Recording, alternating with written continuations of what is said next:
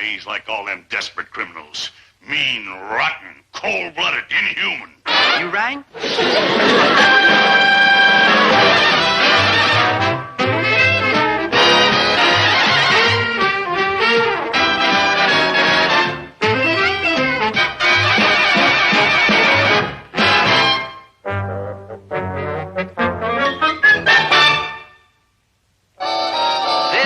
Friend Maynard G. Krebs in a rather, shall we say, odd situation, generally seen only between commercials on the Untouchables. I know exactly what you're wondering. Who did Maynard do it to? Where and when did he do it? And what was it he did? To answer these questions, we must go back to a peaceful Friday afternoon at the imposing, tremendous estate of the imposing, tremendous Mrs. Chatsworth Osborne Sr., where my father and Maynard and I were delivering a grocery order. Ooh, ma'am, what a pad. Them Osbornes must be richer than Rockefeller, U.S. Mint, or Daddy Warbucks. Never mind how much money...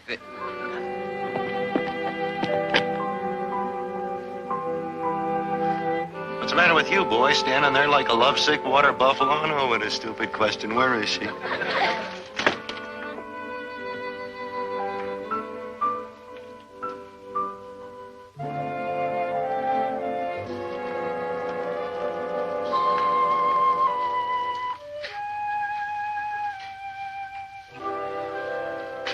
I am Alicia Osborne, and I now believe in love at first sight, for I adore you with all my heart. I am Dobie Gillis, and I adore you likewise. And I am Maynard G. Krebs, and I adore my petrified frog. And I am Herbert T. Gillis, and I'm getting out of here before some squirrel comes along and starts stuffing the whole mess of you into a hollow tree trunk.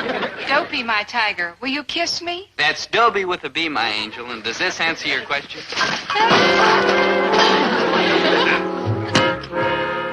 Ah, Alicia, my love, never have I felt such impact in a kiss. I'll impact you like a cocker spaniel, you cocker spaniel. In my book, he looks more like a chihuahua, but you got a point.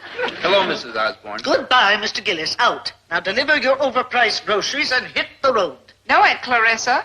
I love this cocker spaniel, floppy-eared and shaggy though he may be, and I will not stir from his side while there is breath in my body. What fire, what spirit, what a beautiful thoroughbred. Then how come she don't whinny like... And besides, my daddy, Lawrence Marks Osborne, controls the family estate. Well, Aunt Clarissa? Well, very well. I shall probably be cut dead at the next quail shoot, but you are invited for dinner, Gillis. Tremblay, lock up the best silver. Dinner isn't enough, Aunt Clarissa. I want you to invite Dobie to stay for the weekend. Invite a Gillis to spend a weekend at Osborne Manor? I'd sooner invite a crew chef. I'm calling Daddy. I'm inviting. Tremblay, lock up all the silver. I'm locking, madam, I'm locking. And fling this other ragamuffin into the moat. I'm flinging, madam, I'm flinging. Oh, no, you don't. The only way I leave Dope here is over my dead body. Ah, that's just the way I like it. Oh, Tremblay. Yes, madam. On second thought, it might be wiser if city guest number 1, namely Gillis, had a chaperone in the person of city guest number 2, namely Dreggs. Keep him away from seedy chick number 3, namely your niece. Your arithmetic is baffling. Your logic is sound. Tremblay, fix them up a room in one of the tackier wings. Hold the phone. I happen to be the boy's father. Ain't nobody gonna ask me if he can stay? Right. Ain't nobody gonna ask you. Come on, you butler ship. I want to see one of them candles you millionaires burn at both ends. Now, just a minute, smart apples. I absolutely refuse to allow my son to stay here over the weekend, and that's my last word on the subject, my positively last word. Dad, remember how you're always telling me that there's only one way for a loser like me to be a success in life? Merry money, boy, merry money. Mrs. Osborne, I would like to add a last word to my last, positively last word. He can stay. You may stay, and bless you, my children. Oh, thank you, Mr. Gillis. On one condition. What's the condition, and I'm already against it? I stay, too. I want to make sure my boy is treated right. Out. If I am not staying, he isn't staying. If he isn't staying, I'm calling Daddy. He's staying. All right, listen to me, all three of you low-born wretches. As a result of shameful blackmail, I am forced to put up with you for what will surely be an interminable weekend. But I warn you, one false move, one faux pas, if as much as one teacup is shattered, I'll set the hounds on you. I'll douse you with boiling oil. I'll burn your personal belongings. And apart from that, I bid you a hearty welcome. So Maynard and Dad and I became weekend guests at Osborne Manor. Maynard naturally adjusted immediately to the quiet, dignified, well-ordered way of life.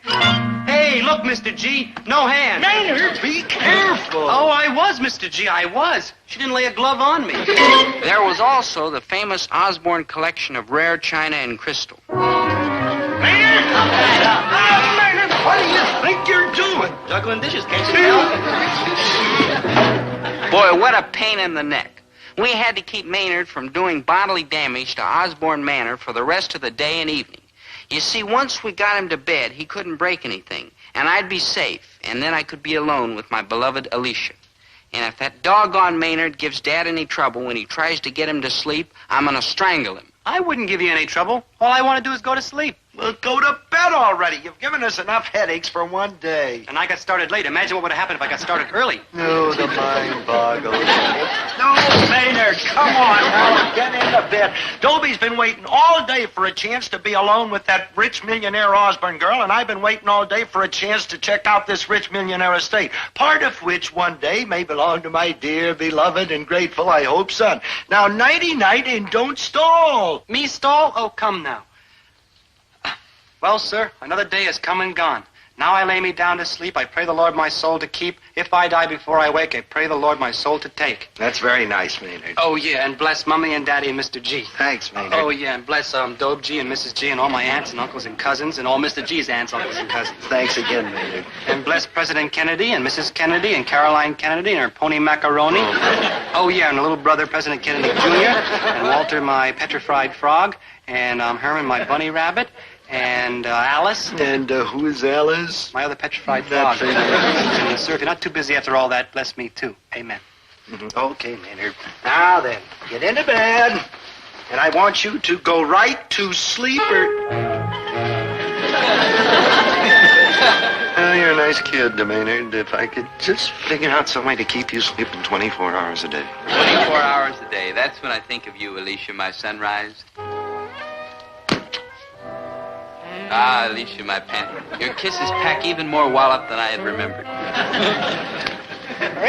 Break the clinch, I say. Alicia, go to your room at once. And Clarissa, it was just a friendly little kiss. You know how men are. No, but I know how they were. That's why I tell you to go to your room at once, Alicia. Please, Mrs. Osborne, we just want to sit out here and enjoy the moonlight. You can trust me. Now that I look at you, Gillis, I think I can. More's the pity. I shall retire to my quarters, but remember, my 200-power telescope will be trained upon you. One false move, and I'll have you flung to the crocodiles. Clarissa, you have no crocodiles. A word of advice, my girl. Don't stick your foot in the swimming pool. Alicia, you are poetry. You are music. You are the sun and the moon. Oh, Dobie, I've never met anyone like you. You have, my blossom. But it is only in the reflection of your beauty that I. Dobie, what's wrong? You look as though you just saw some horrible sight. How'd you guess? No, I mean... Dobie, what are you staring at? Crocodiles. That's it, crocodiles. Crocodiles? Yeah, you know, from the pool. Dobie? Yes, my beloved. There's nothing there. Of course not, my tiger. I was merely having a little joke. Now, where were we? Oh, well, I was telling you that it is only in the reflection of your beauty that I. Dobie, you've got that glassy-eyed look again. It's these spells. I get them at the full moon. There's only a half moon tonight. Well, it's only half a spell. Excuse me, my love, but I've got to go back to my room. I just remembered something I forgot. Oh, what is it? How should I know? I just told you I forgot.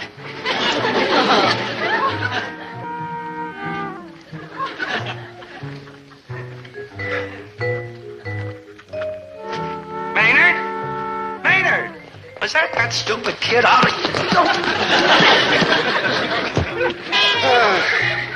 Dad, it was Maynard. Did you see him? I saw something. He'll ruin everything between me and Alicia. He'll wreck my life. Yeah, never mind about your life.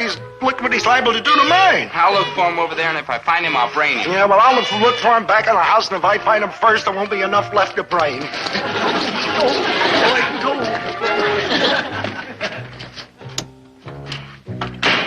All right, Maynard. Stop pretending you're asleep, you troublemaker, you. Mommy! Maynard! What were you doing out in the garden? What garden? I never go in gardens. Flowers make me sneeze. You see that? You were out in the garden, and we saw you out there. You were walking around like some kind of a zombie. I mean, more like some kind of a zombie than the zombie you really are. No offense. No offense, Mr. G, but I was right here in the bed, and you know I ain't lying because I ain't smart enough. Now, by that, Maynard, you was walking in your sleep. That's what. There, let's see. Yeah, sure, you've got grass on your feet. How do you explain that? I got grassy feet. Next question? No, Maynard, you are a sleepwalker, and you're going to wreck Dobie's chances of making something of himself and of me, too. Oh, Maynard, you're miserable. Well, I never said I was perfect. Maynard, this could get us in big trouble. Now, I'll tell you what we're going to have to do. Quit Harry Carey. Maynard. Mary. Maynard. Mary. Maynard, please! What we're going to have to do is keep this whole thing quiet as a tomb and watch you night and day to be sure you don't damage anything around here while you're walking in your sleep. And then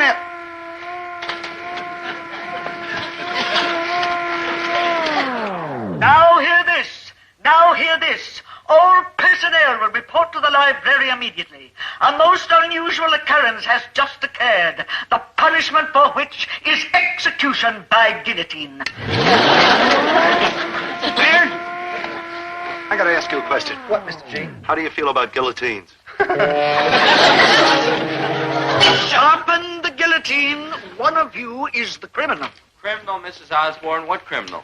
Why, the criminal that broke into my wall safe and stole my diamond bracelet. It happened not more than 10 minutes ago. The vile thief is somewhere in this group, and I'm going to find him. Well, there's no use wasting those nasty looks on us, Mrs. O. He done it. The butler always done it. Don't you watch the movies on the Late Late Show? Trembly is utterly reliable and trustworthy. Thank you, madam. And each night I personally clamp the leg irons on him. Oh, you were every inch an Osborne. That leaves me. You, Alicia, are an Osborne, and an Osborne never steals. Except, of course, from the poor. Mrs. Osborne, you don't suspect me, do you? You, a jewel thief, Gillis? Impossible. You haven't the brains. And what about me? Not about you. You have less brains than your son, and it took you so much longer to get them. That's the way you're figuring, Mrs. O. I gotta be the most innocent fellow in the whole North American continent, because I got less brains than anybody in this whole room. Oh, what a good boy am I. On the other hand, there's something tricky and sinister about you. You may be smarter than you look. I'd have to be. I'll buy that. Where were you these past few hours, Dregs? That's Krebs' your tyrant ship, and I was sleeping. Sleeping. That's a likely alibi. I kind of likely it, too. Can you prove you were sleeping? Sure, Mr. Gillis saw me. Didn't you, Mr. G? Well, Speak up, Gillis. Was he asleep or was he not? oh, he was asleep. He was fast asleep, that I can guarantee you. This may not be so easy. But I'm warning you, I shall get to the bottom of this if it takes the last drop of blood you've got. My diamond bracelet is missing. And someone who shall remain nameless is lying through his beard. Lying in his beard, my friend Maynard G. Krebs, out of the question. Maynard's as honest as the day is long. But when night falls, what is Maynard really like? I mean, under that sweet, innocent exterior, are there hidden springs of evil and wickedness?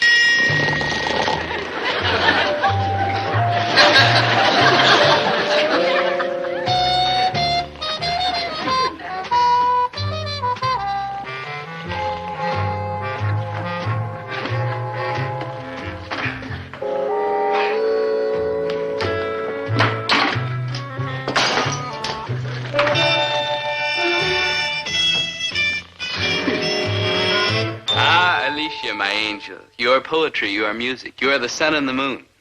Wait a minute. The last time we were talking like this, you started seeing crocodiles and acting like some kind of a nut. Have no fear, my dove, it won't happen again. No more crocodiles? No more crocodiles. Alicia, my angel, you are poetry, you are music. Your voice is the tinkling of a silver bell.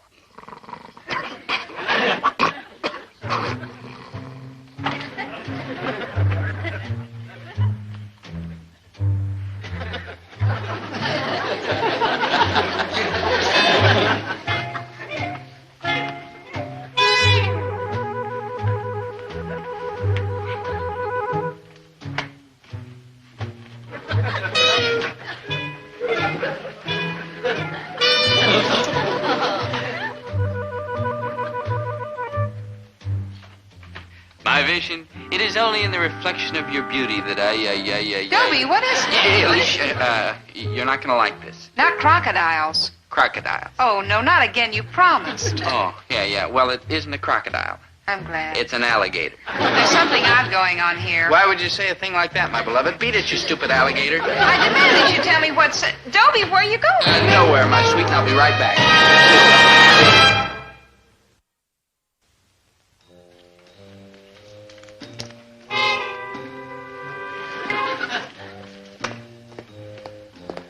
Maynard? Maynard, where are you? Maynard? Maynard? Maynard? Maynard? Maynard? Come out, wherever you are. I will break both of your legs. Maynard? Maynard? Oh, Dad.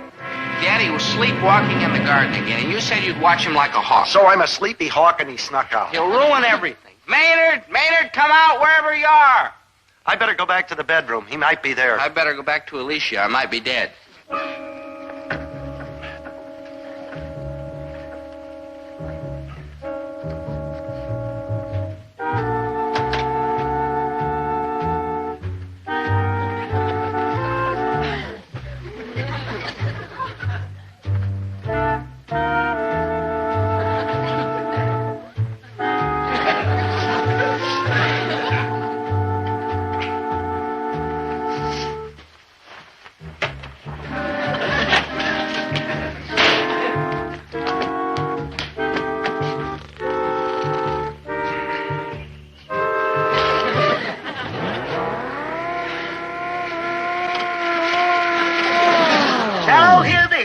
Now hear this. All personnel report to the library at once. Another priceless heirloom has been burgled. Just wait till I get my hands on that good-for-nothing thief. No. Oh, I always said it was impossible, but even considering you're impossible, this is impossible. Impossible. It is utterly impossible for the thief to escape. The entire area, 20 miles in every direction, has been booby-trapped with high explosives. Now to the important matter. The thief has now stolen my emerald brooch. This fiendish crime is beyond even my remarkable mind, so I have called in the local police. I'm sure that they will solve the case, apprehend the criminal in their usual manner. Crisp, competent, and sure-footed. Ain't I seen those guys in car 54? Constable Casper, Officer Felder. Speedy and super efficient watchdogs of the law, ma'am. What took you so long to get here? Somebody stole our bike. I, too, was robbed tonight, twice. How about that, Luke? We got us a crime wave here. Look, you men, or whatever it is you are, start investigating this case at once. Yes, sir. You will apprehend the criminal. You will deliver him to me for punishment. And should you fail... Oh, no, please, not the alligators. They are crocodiles. Now get to work.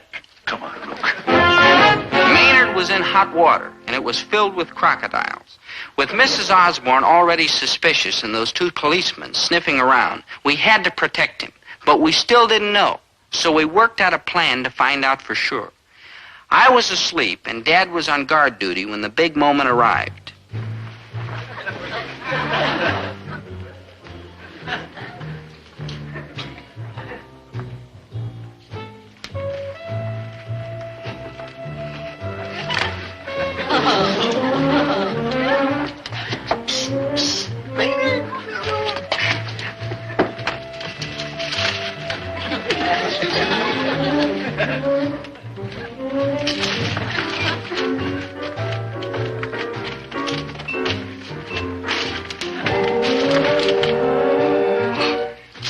Wake up, you.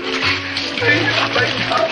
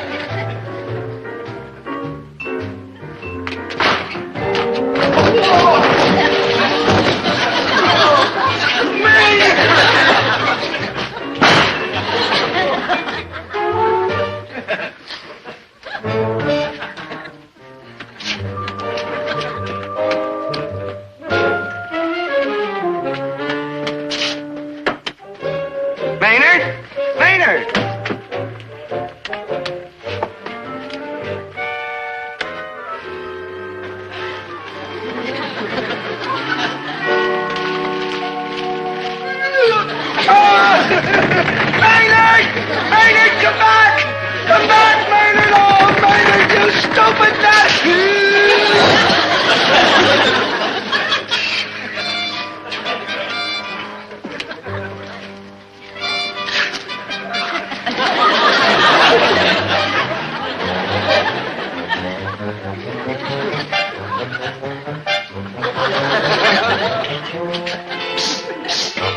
Maynard! Maynard!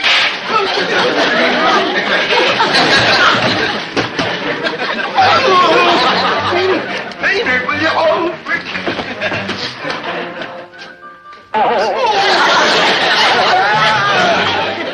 Maynard, you're sleeping too fast!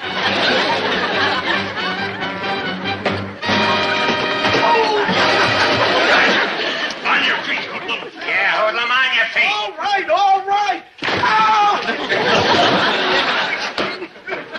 Why don't you guys just shoot me and put me out of my misery? Don't listen to his pleas, officer. It may be a trick. Here's your crook, ma'am. We caught him red-handed.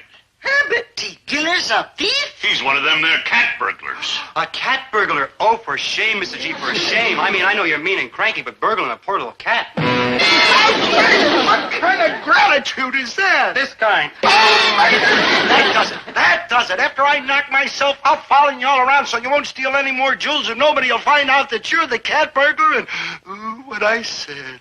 Gadzooks, it was, Dregs. That's Krebs, your worship. Uh-huh. You confess. I do? You see? He confessed. I don't. Don't worry, Mrs. Osborne. We'll thank Graham until his mind cracks. How will you tell the difference? Just leave that to us, ma'am.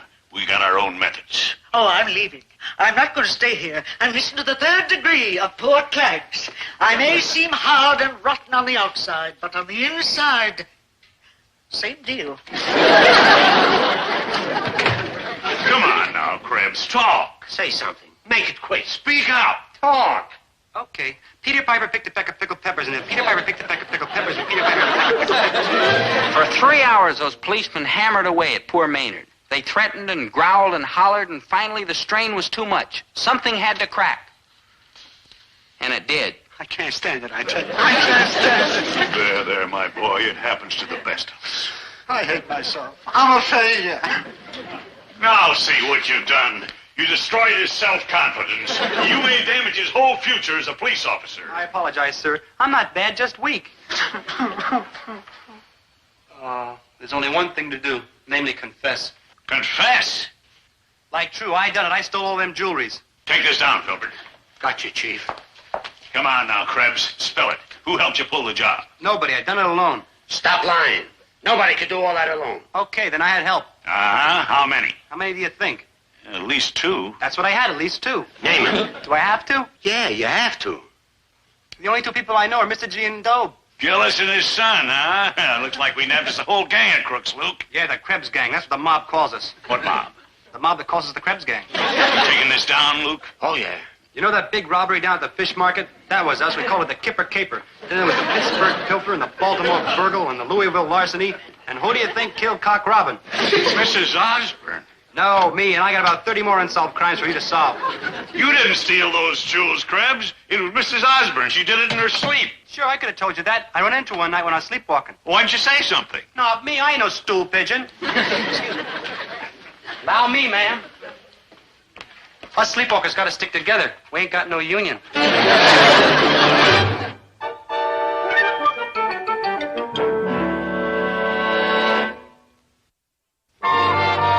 it's been a fun weekend. Fun indeed, my great tawny animal. But it's only the beginning. Correction, what it is the end. I'm dumping you. Dumping me. But we only met 2 days ago. Yes, and that's long enough. What do you think I am, an old stick in the mud? But... But me no buts, Waldo. Just give me one last kiss.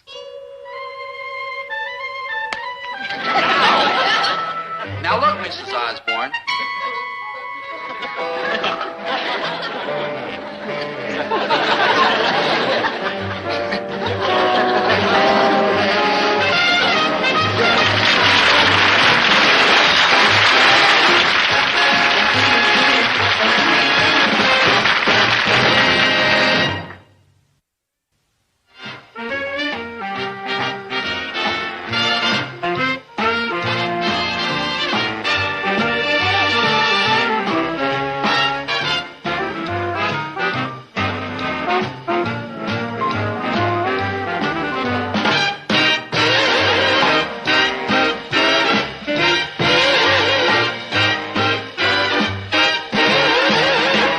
television and bossa nova parties, that #1 teenager, Miss Valentine Van Loon.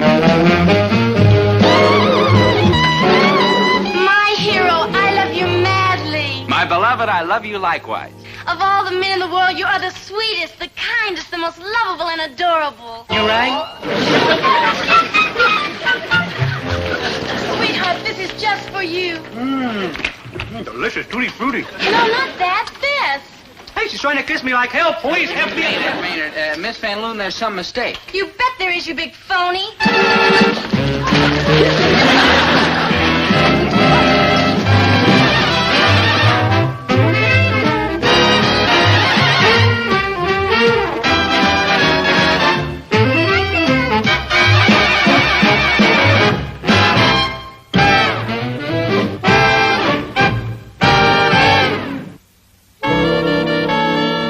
Well, is there anybody in the whole United States, except jealous members of the Tuesday Weld fan club, who doesn't recognize Valentine Van Loon, Hollywood's teen queen supreme?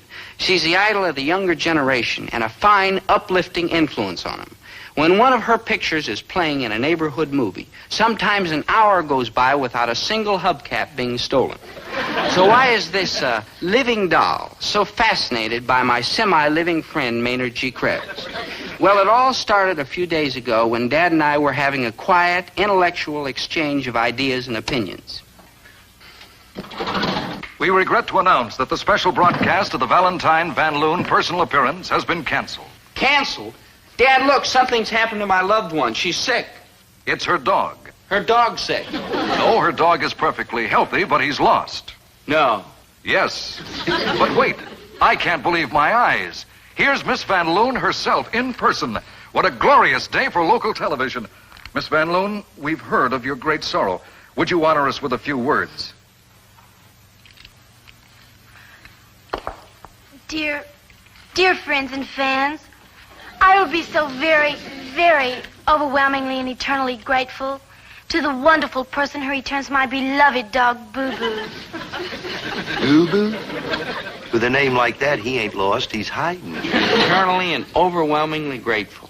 Boo Boo is about 3 feet high, with a shaggy coat and floppy ears and a lovable but bewildered expression. You rang? Oh, hi, Maynard, and quiet. We're listening to a description of this lost dog. Oh, I was lost once. They put my description in the newspaper. Maynard. But everybody who read the description said it was impossible. And you'll never believe it, but to this very day, they haven't found me. I believe it. Thank you, Miss Van Loon. You're a brave girl and an inspiration to all of us in this, your hour of sadness. Boo-hoo for Boo Boo. My poor, sweet Valentine. If any of you have any information about the whereabouts of Boo Boo, please contact Miss Valentine Van Loon's suite at the Palace Hotel, and she'll be eternally grateful. Dad, for the sake of Valentine, I've got to find that dog. Also, Miss Van Loon has announced a reward for the return of the missing Boo Boo. $500. Son, for the sake of Valentine's $500, I gotta find that dog. Dad, I had the idea first. This isn't fair. It's sneaky. Yeah, you gotta watch me every minute. Here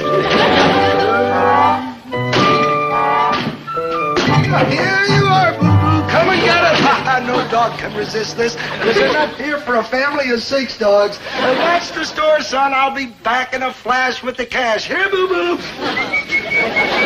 Man, when it comes to money, Dobe, your father sure Don't is... you dare use such language about my father, and you're right, he sure is. Yeah, I'll rest my case. It's Boo-Boo. Where? There. Maynard, where'd you get that dog? What dog? This dog. He's Boo-Boo, and he belongs to somebody who misses him very much. No, Dobe, he don't belong to nobody. Maynard. He told me. In dog. He speaks it practically perfect. It's his native language. Maynard, arf, and enough. This is Boo-Boo. I know who he belongs to, and I'm taking him back. No, you ain't.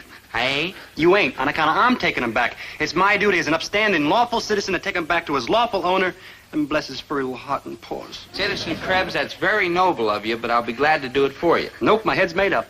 But, Maynard, if you take him back, all that overwhelming and eternal gratitude will be wasted, and... Come to think of it, Maynard, you're right. You take him back. I sure will. Hey, Dobe, all of a sudden you hit a flip-flop, and that means you're scheming up something mean and rotten. Maynard, I'm not scheming up anything. Now, take the dog back. The Palace Hotel? Right. I'm going to take him right back to the Palace Hotel. Oh, Dobe, what's going to happen to me when I get there? Maynard, it's nothing to worry about. I mean, they're not actually going to hang you for dog napping. What a relief. For a minute there I was scared. Dog napping? Oh, Dobe, I didn't nap this dog. I found him. Exactly, Maynard. So the punishment won't be any more than 18 or 20 months on the chain gang. 18 or 20 months? That's almost a year. Oh, help me, Dobe. I don't want to tote that barge and lift that bale. Maynard. Hide me. Invisible me. Maynard. They're going to send me down the river. Maynard, that's up the river and okay. Your tears have touched my heart. I'll help you. Oh, thank you, sir. Thank you. You're all heart, except for the party of those liver and onions. Maynard, the only thanks I want is a simple expression of eternal and overwhelming gratitude. Yeah. Now, I'll go downtown and fix everything for you. You wait here and keep the dog well hidden. Okay. Hey, how's this, Dobe? Yeah, wonderful, man, wonderful. But wouldn't you be better off hiding in the storeroom? Oh, no, Dobe, that'd never work. Hey, Maynard. I mean, if I was hiding in the storeroom, everybody'd see the dog out here. Yeah, I never thought of that. So I have another idea. Both of you hide in the storeroom. Like, wow, what an idea. Yeah. And some people say you ain't too bright in the head. Hey, Speed, you're a press agent. When are we going to see Miss Van Loon in the flesh? In the flesh? Oh, Miss Van Loon don't make them kind of movies. I see what you mean. Now, I'm afraid that Miss Van Loon is too heartbroken over the loss of poor Boo Boo to speak to anybody now. But while we are waiting for her recovery, Miss Van Loon has generously provided sandwiches for you gentlemen of the press. Now, will you gentlemen representing newspapers with a circulation of less than 20,000 please limit yourself to one sandwich and no cream in your coffee, huh? Yeah, Miss. How do you do? My name is Pete Pulitzer. I am Miss Van Loon's press representative. Come here, I'll fix you a sandwich. Yeah, my name's Dobie Gillis. And what newspaper are you in? No, I'm not with any paper. You with the news syndicate, huh? Well, not exactly. With one of the national magazines. What is it? Time, Life, Look, huh? No, miss, I'm not in the newspaper game at all. I'm in college. No paper, no sandwich. Look, miss, you don't understand. You see, I only came... Out, Mooch! I came here to find the dog. You found the beloved Boo Boo? That I did. Come this way.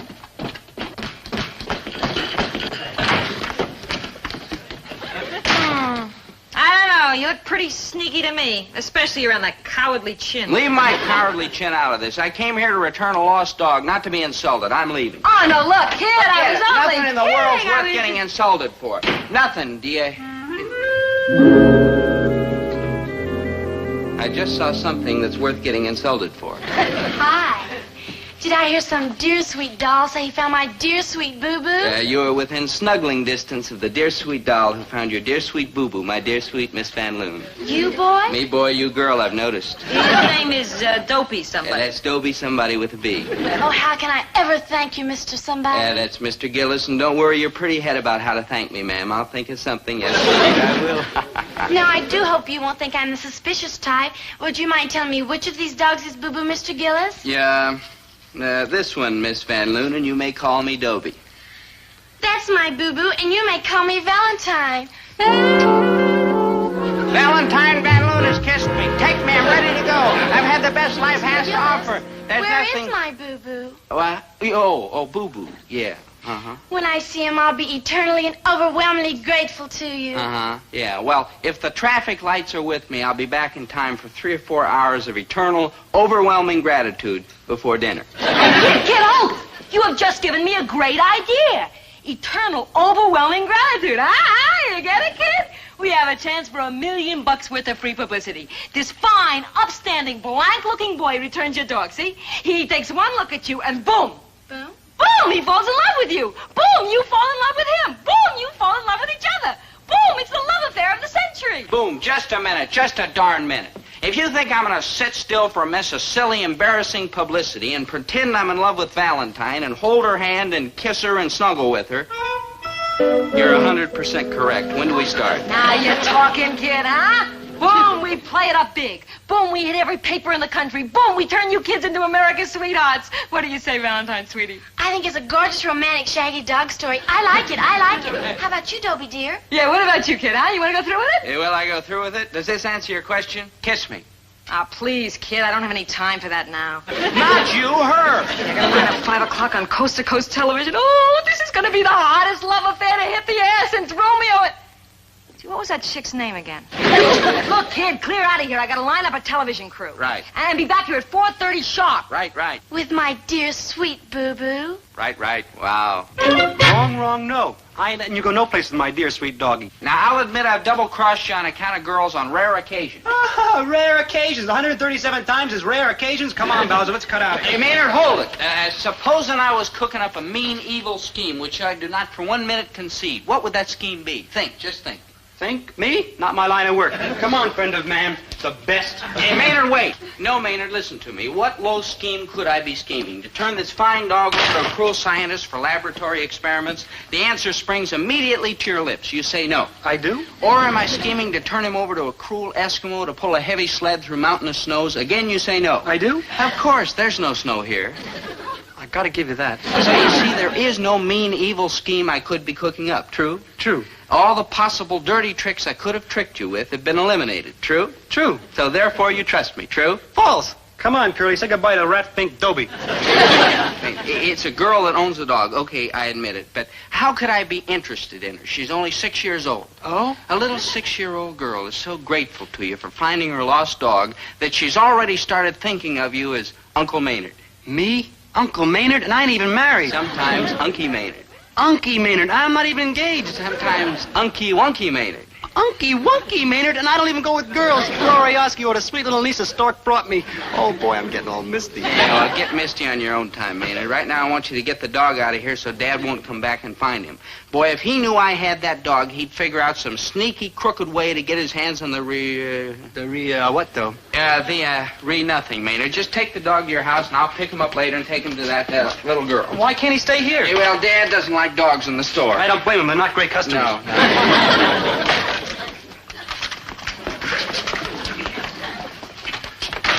Maynard, it's Dad. Take it easy, Dobie. Get used to him. It takes time, like 30, 40 years. Yeah, Maynard, quick, hide the dog. Huh? Oh. How's this, Dobe? No, Maynard. Here. Maynard.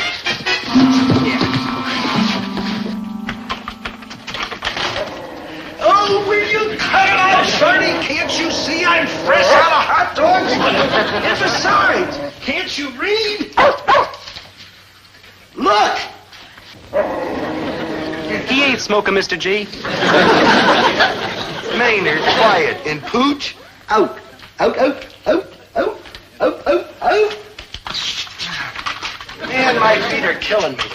I've been tramping all over town trying to find that stupid... Dad, why don't you go upstairs and rest? Boy, what a day I've had. Twice I got bit, once I got chased by a family of unfriendly cats, and 3 times the cops picked me up for prowling. But I gotta keep going. I just came back to get some hot dogs to kind of resume the hunt. I gotta find that... What was that? What was what? That. Oh, that. I've got to watch those cucumbers. Oh. Hey, we better see if they got something on the 2 o'clock news about that dog. Somebody might have found him. Dog? What dog? What about a dog? What's the matter, Maynard? Don't you know nothing? Even less. Well, you see, there was this moving picture actress, and she lost... Dad, did you hear Mom calling? What, from her sister's house in Cincinnati? Oh, yeah. I forgot. What was that about finding a dog, Mr. G? Maynard, please don't interrupt. Dad and I are talking. You're talking. I'm trying to listen. I want to see and hear the news.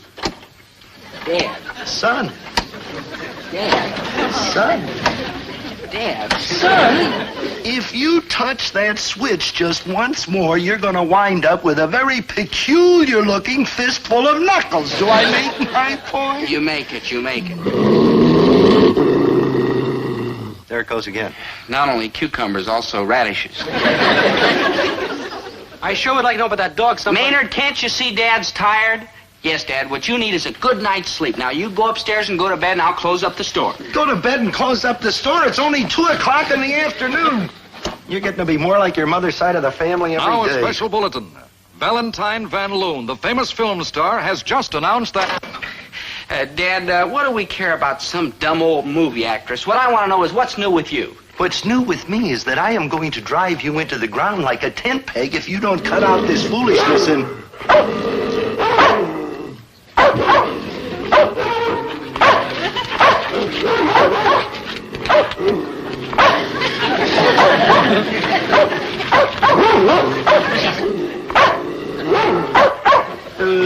seem a daring statement to make, but offhand I would say that there's something just a little fishy going on around here. Fishy? Oh, I wouldn't say that. Oh, I would. Yeah, well, either that little dog there is a ventriloquist or there's another dog underneath the carton.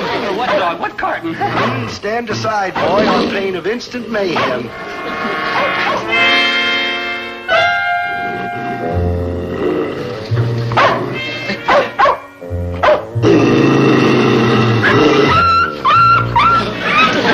That's Boo-Boo. Who's Boo-Boo? Oh, are you Boo-Boo? Oh, excuse me for not introducing you, Mrs. G, but he ain't told me his name yet. I just met him a short distance ago. He belongs to my little 6-year-old niece. Sometimes she calls me Uncle Maynard. Keep talking, Uncle Maynard. My good buddy Dove, who's so large-hearted, he's going to take him back to my little niece for me. And sometimes she calls me Unky Wunky Maynard. Ain't that friendly? Oh, you bet it is, Maynard. And remember, when it comes to being friendly, I am just as. Come, Maynard, stuff your beard with all the candy bars you want, and I will take care of Boo-Boo. Oh, I will chocolate myself into sugar shock.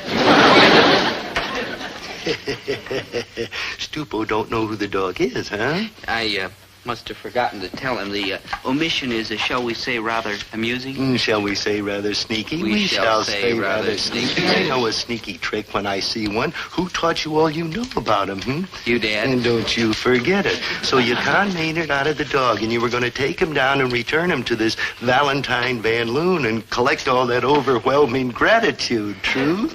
Yes, but I'm doing it for Maynard's own good. All that overwhelming gratitude would overwhelm him. You know how Maynard feels about girls. It'd make him nervous. I know how you feel about girls. Yeah, Dad. And then you were going to do Maynard another big favor and collect the $500 reward, huh? Knowing that all that money would make poor little Maynard nervous. True? False. I won't even accept the $500. Not accept the $500? That proves it. You're not a Gillis. I'm going to sue that hospital. The day you was born, they give me the wrong kid. The only reward I want is one smile from Valentine's bee-stung lips, one twink from her twinkly eyes. And then what's the problem? You take the bee-stung lips and the twinkling eyes, and I'll take the $500. It's a deal? A deal for money? Absolutely not. A sensitive girl like Valentine would despise money grubbers. No offense, Dad. So the reward's out. I'm sorry you said that, boy. You mean... That's exactly what I mean. From here on in, it's every man for himself. Unky Wunky Maynard, your troubles are over.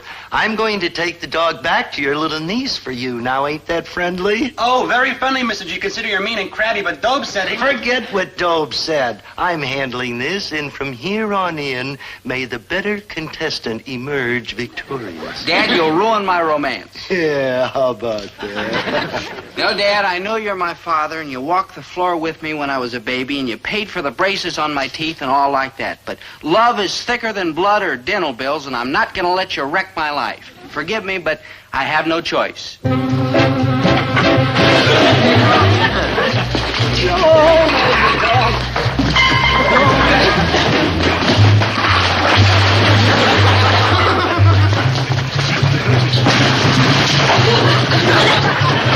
you ain't getting away with my $500 dog!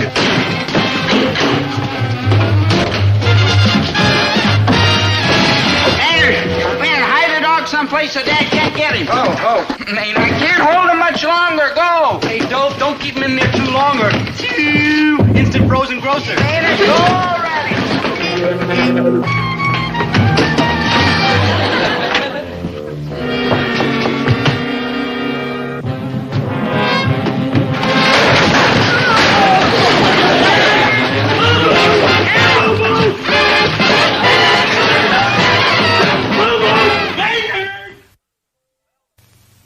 Well, the big dog hunt was on. The hunted this big dog. The hunters, my father, Herbert T. Gillis, and his son, Dobie Gillis. We used to be good pals. Just look at this picture. But now, alas, we are bitter enemies. And why? For two reasons. The first is petty and unimportant and unworthy. It's... Money, $500 worth of gorgeous, delicious, green money. Now look at the other reason. Reason number two, sensible and intelligent and worthwhile. Dobie Dumpling, when you bring my boo-boo back to me, I'll be eternally and overwhelmingly grateful to you. Now there's a reason. A logical, legitimate, worthwhile reason. Meanwhile, back at the park, that big, desperate, big game hunter, Herbert T. Gillis, was closing in on his victim. Kimber, You ain't in the mood, huh? Well, to tell you the truth, I ain't in tip-top shape myself. I mean, I know I can let Dope take it back to my little niece, but my heart just ain't in it, and neither are my tonsils. See, I'm sure gonna miss you, good buddy. I'll be all lonely again with nobody to talk to except people. So, like, hail and farewell, dear friend, and let me hear from you once in a while, even if it's only a postcard.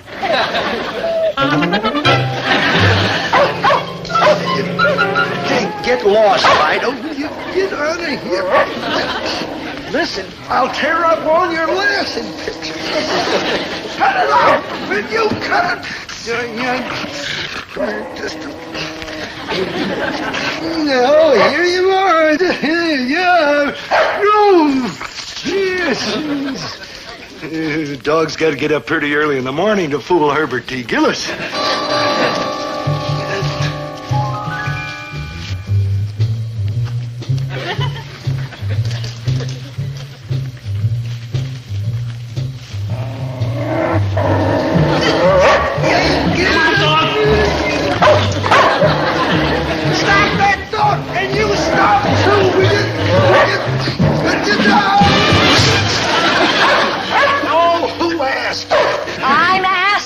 Gillis, where's the dog? My friend Maynard promised to get that dog here at 5 o'clock, and I'm worried. Well, why? Isn't he reliable? Well, he's reliable. He just doesn't tell time too good. Oh, there's only 3 minutes till airtime. We have got to move. Charlie, is there a kid in the hall with a dog? A kid named Maynard? Hey, yeah, wait, I did see a kid with a beard, and he had a dog with him. They were down by Miss Van Loon's room talking to her. Oh, then everything is A-okay and ready to go. Now, listen, fellas, I want you to get this straight. Now, when Valentine comes out, I want you to come in very close on her. And then I want you to pan over when she goes to kiss this schnook Dopey, you see? That's and then... with a B. Oh, never mind the dull details. Now we're on the air in 20 seconds. Valentine, sweetie, you ready? Speedway, something dingy has just Honey, happened. just say that it is H hour minus 2. All right, now, everybody, stand by. Where's the dog? Where's Boo Boo? Oh, Valentine must have her. She was in the hall with your bearded friend. Hello, America. We interrupt the broadcast of the summit meeting in Geneva to bring you a program of real importance. Here she is, that red-hot star of screen, television, and bossa nova parties, your #1 teenager, Valentine Van Loon. My hero, I love you madly. My beloved, I love you likewise. Sweetheart, this is just for you. Oh. Delicious, tutti frutti. No, not that. This. Hey, she's trying to kiss me like help, like FBI, like police. Miss Van Loon, there's some mistake. You bet there's, you big phony. Miss Van Loon, this is the love affair of the year? He's just a publicity grabber. He didn't find my boo-boo. You're darn tootin' he didn't. I found him, and here he is. 500 beautiful bucks worth of pooch, so start counting, sister. What are you, some kind of a nut? That's not Boo Boo. Oh, yeah? Well, your name ought to be Boo Boo because you are making the biggest one of all time. Miss Van Looney, tell that this is your Boo Boo. But it isn't. This sweet boy is a returned boo-boo. Yes, I am quite cute. There's my dear sweet boo-boo. Hey, now, just a darn minute. That can't be Boo Boo. He's too short. Your description said the Boo Boo was 3 feet tall. Well, he is 3 feet tall when he stands on his little hind legs. So you get the reward, you wonderful man. Remember, no kissing. Now, this reward. 20, 40, 60, 80, 100, 120, 40, 60. Well, I've lost. You've lost her. Look what I'm losing. Shall we?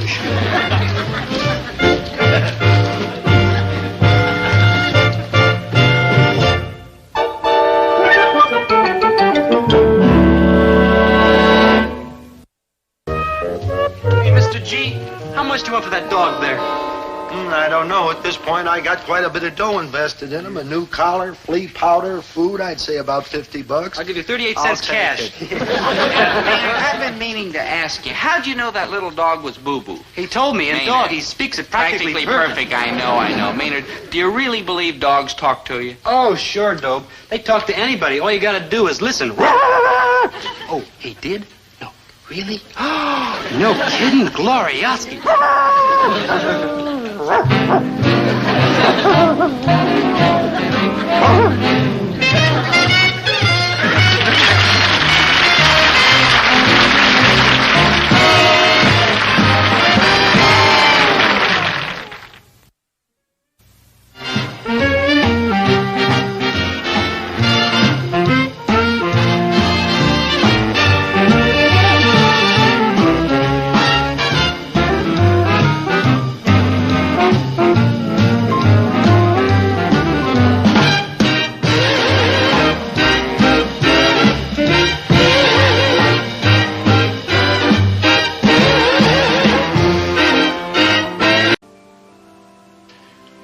beloved, we are gathered here today to join this man and this woman in the bonds of holy matrimony.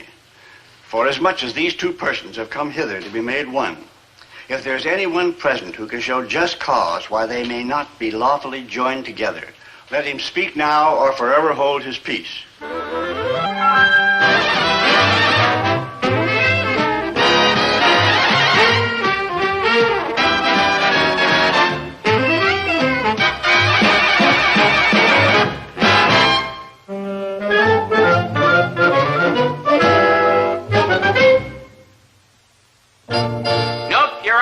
Playing tricks on you. This is a genuine, certified, rice-throwing, present-giving wedding. And the victims are Zelda Gilroy, whose first words on the day she learned to talk were, "Dobie Gillis, will you marry me?" And Maynard G. Krebs, for whom they invented the phrase, "I wouldn't marry him if he was the last man on earth."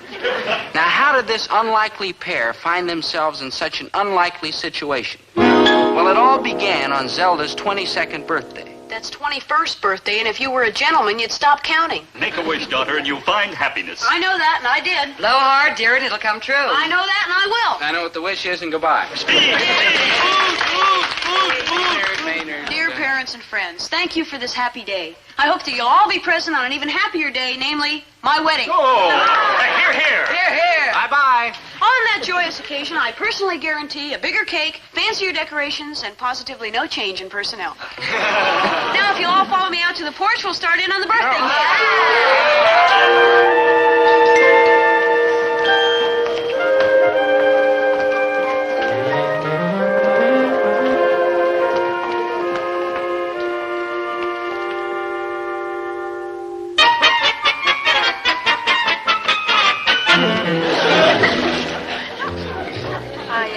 Just wanted to thank you for your birthday present, Poopsie. It was so thoughtful of you.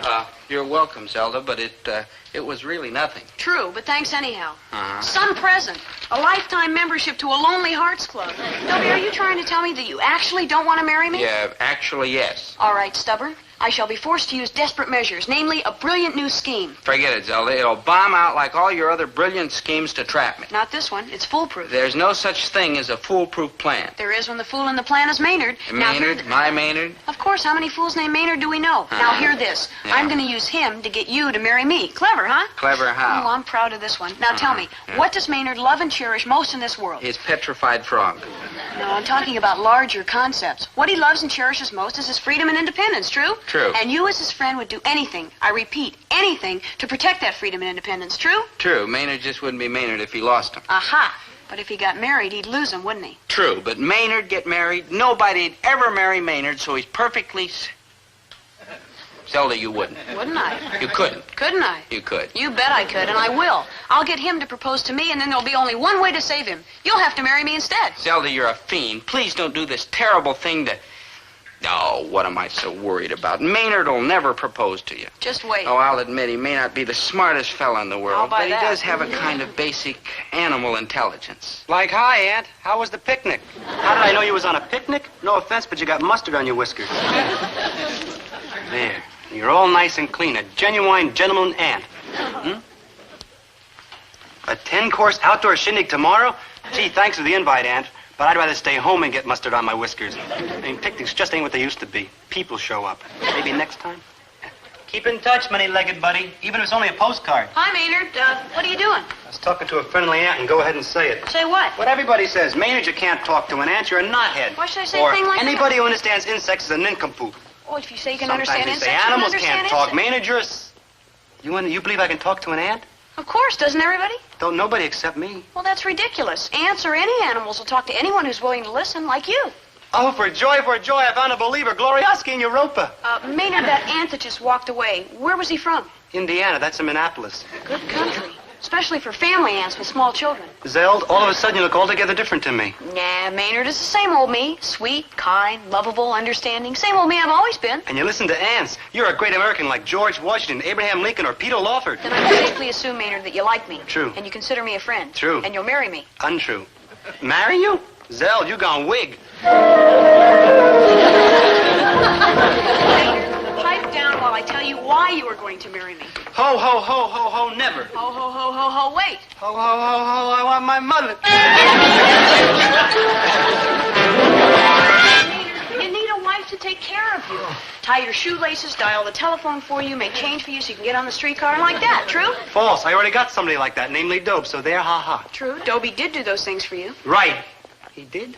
Did. But everything's going to change now that he's about to leave. Leave? Old Dope ain't going no place. Where's he going? Wherever his wife wants to live. Nah, Dope ain't got no wife. Wife? What wife? And Dobie will have no time to watch out for you, what with 5 or 6 kids. Kids? What kids? Hasn't happened yet, but any minute now he'll be a married man. Yeah, Dope's all the time proposing to chicks, and one of these times one of them's going to say yes. Right, and where does that leave you? What's the problem? Wherever Dope goes, I goes. You think his wife's going to sit still for that? Wife? What wife? She'll have enough on her hands with all those kids. Kids? What kids? You're all alone, Maynard. All alone and lonely. Me, lovable, likable Maynard G. Krebs, who everybody loves and likes and waves when they see me? Yeah, you. Lovable, likable Maynard G. Krebs, who everybody loves and likes and waves at when they see you. Yeah, that's the fella. Sure, they like you and wave at you now because you're kind of a cute character with a beard and sneakers. But what's going to happen when the beard starts to turn gray? Me, old graybeard? And the sneakers start to get old and tattered. Me, old tattered Then sneakers? you'll be nothing but a joke, and an old joke at that. Now you're young, you're kind of cute and funny. But when you get old, you'll be pathetic. That could happen to likable, lovable Maynard G. Krebs, everybody likes Enough, them. Maynard, and yes, now they wave at you, then they'll laugh at you. Like, wow is me. You'll be all alone and lonely with no one to care for you. Like, wow is me. How will it look? An old man your age, all alone and lonely, trying to be a cute character. Well, it's enough to make a person cry. And finally, they'll have to come take you away to the old folks' home. You'll be alone and lonely with no one to care what happens to you. Like a lass and a lack, like wow is me. You want someone to help you, you say? Like yes, like yes. You want someone to care for you and comfort you in your old age, you say? Like please, like please. Once more. Like please, like please. Very well, Maynard. Your plaintive cry for help has touched my heart. I'll marry you. Like thanks, like... Hey, Zeld. Yes, Maynard? Yes, my betrothed? How come all of a sudden I got a funny feeling I've been snookered? Can't chatter. Let's get on with the proposal. Now, there's just one thing missing. The ring? The ring. Okay, where is it? Here. Right. Hey, in the movies, they always get down on one knee when they're proposing.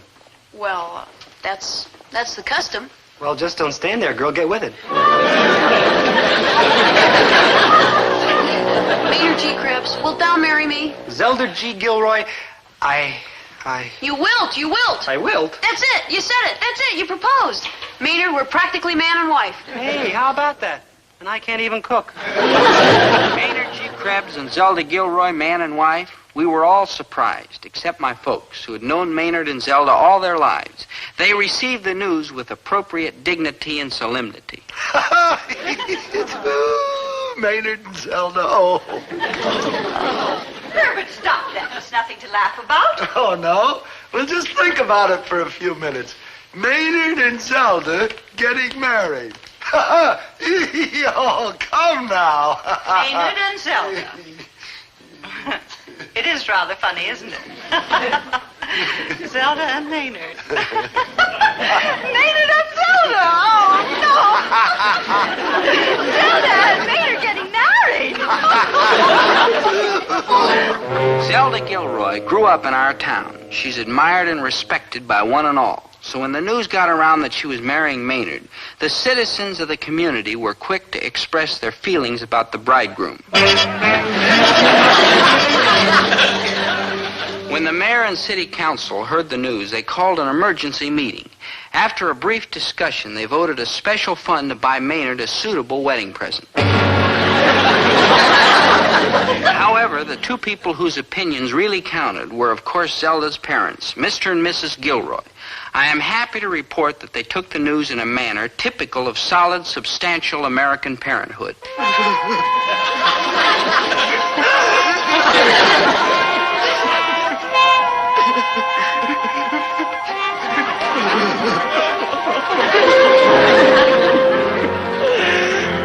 But Mr. Gilroy, an infantry soldier who fought bravely against the Japanese, was not a man to weep for long. Soon his mood changed.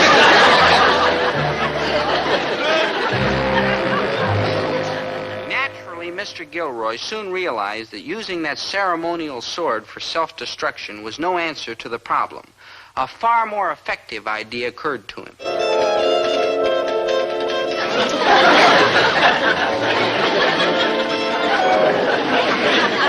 And what about Maynard's parents, Mr. and Mrs. Krebs, sympathetically referred to in the neighborhood as those poor souls? What did they do when they heard the news? Well, I mean no disrespect, but I must in all honesty describe their actions as cowardly. They hopped on the first train to any place and left town in a hurry. Boy, did they leave town in a hurry. But I, the best friend, kept my head. I refused to panic. I knew there was nothing to worry about. You see, Maynard has enormous respect for my opinions. My slightest word is his command. When I, his good buddy, advised him not to marry Zelda, what else could he answer but, "Get lost." My friend Maynard G. Krebs is a fine, decent, honorable fellow. I just wish he'd be a fine and decent and honorable fellow someplace else, preferably on another continent. I mean, with a human being like him for a friend, I'm all for Be Kind to Animals Week. But he had problems, and I had to stand behind him, but not far enough behind him. Vamos, Trita, go back to your wife and 5 kids. Wife, what wife? Where's 11 kids? Counting ain't something I'm too good at. Neither is English, and pay attention. Do you mind? Do you mind? Maynard, the whole idea of you and Zelda getting married is ridiculous, and I want you to forget about it immediately. But why, Dobe? Old Zell says marrying her would be a fine, helpful thing for me. How could marrying her possibly help you? Well, she could take care of me. I mean, she could, like, tie my shoelaces and keep a roof under my head and stop me from becoming a public charge, sleeping on park benches and turning into an old, lonely person, living in an old, lonely person's home. Do you still think I shouldn't marry her? What, Dobe? Maybe she's got a point. Maybe I better say I do real quick before she finds somebody better. No, Maynard. What does a fella like you need with marriage? What do you mean a fellow like me? What's so different about me? I'm a human person. I'm entitled. I don't know what I'm entitled to, but I'm entitled. Maynard, that isn't what I meant. Sure, I think I know what I'm entitled to. All the things you other fellas are entitled to, right? Right. And if I don't get them when I get married, I'll get them after I move in with you, after you get married, right? Maynard, did it ever occur to you that sometimes I do an awful lot of talking with very little thinking? Often, Dobe, often. Practically always. Okay. So maybe getting married would be a good thing for you, but not to Zelda. Believe me, Maynard, not to Zelda. Why not? Old Zelda ain't so bad. Her heart's in the right place. It's the rest of her they ain't put together too good. Now listen to me. She must like me and want to help me, or else why did she get down on one knee and not sing Mammy? All right, Maynard, you asked for it and I'm going to tell you. Zelda proposed to you because... Yes, Dobie, go ahead and tell him. You bet I'll tell him. Tell him I don't really want to take care of him. Tell him I don't give a darn for him. Tell him I'm just using him for my own evil purposes. Go ahead, tell him. You bet I'll tell him. Right, tell him and break his heart. You bet I'll... Zelda, you're a low-down rat. I prefer to think of myself as a woman fighting desperately for her mate. Old Zell really likes me and wants to do all them things for me. Don't she, Dope? Don't she? Yes, Maynard, she does like you. She does want to do all those things for you. Naturally. You see, I'm quite lovable. Come, Maynard, my beloved. We have oodles of shopping to do for our honeymoon. Ah, yes, the future Mrs. Maynard G. Krebs, my bride. Let us away to choose my wedding torso. That's true, so, my sweet, and you say the cutest things. Ta-ta, Dobie, and better dust off your good suit. At the wedding, you'll be the best man. There ought to be a law against that, Zelda. There just ought to.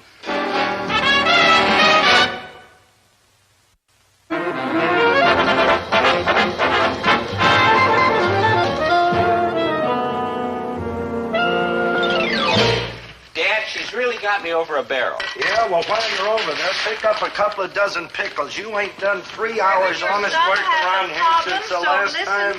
I'm listening. You see, Dad, if Maynard doesn't back out of the marriage by Sunday, I'll have to step in. So what's wrong with that? Maynard ain't ready for marriage. But I'd have to marry Zelda instead. What's wrong with that? She's a nice kid. But if I married her, we'd have to move in here with you, and you'd have to support us for 2 or 3 years. There ought to be a law against that, Zelda. There really ought. Herbert, be sensible. We have to convince Maynard that marriage to Zelda would be a terrible mistake. Right, so I'll have a long talk with him, and when I get through, he'll be convinced that marriage to anybody is a mistake. Herbert. No, Winnie Pooh. You know what I mean. Yes, of course I do, dear. Good. And you ought to be ashamed of yourself. Oh, now listen, Winnie. Please, no family squibbling. I am soon to be a happy bridegroom, and I look upon marriage as a fine, noble, lovable institution of life, and that's the way it truly is, isn't it, Mr. G? You bet, Maynard. Marriage is the biggest mistake. Herbert, you are much too eager.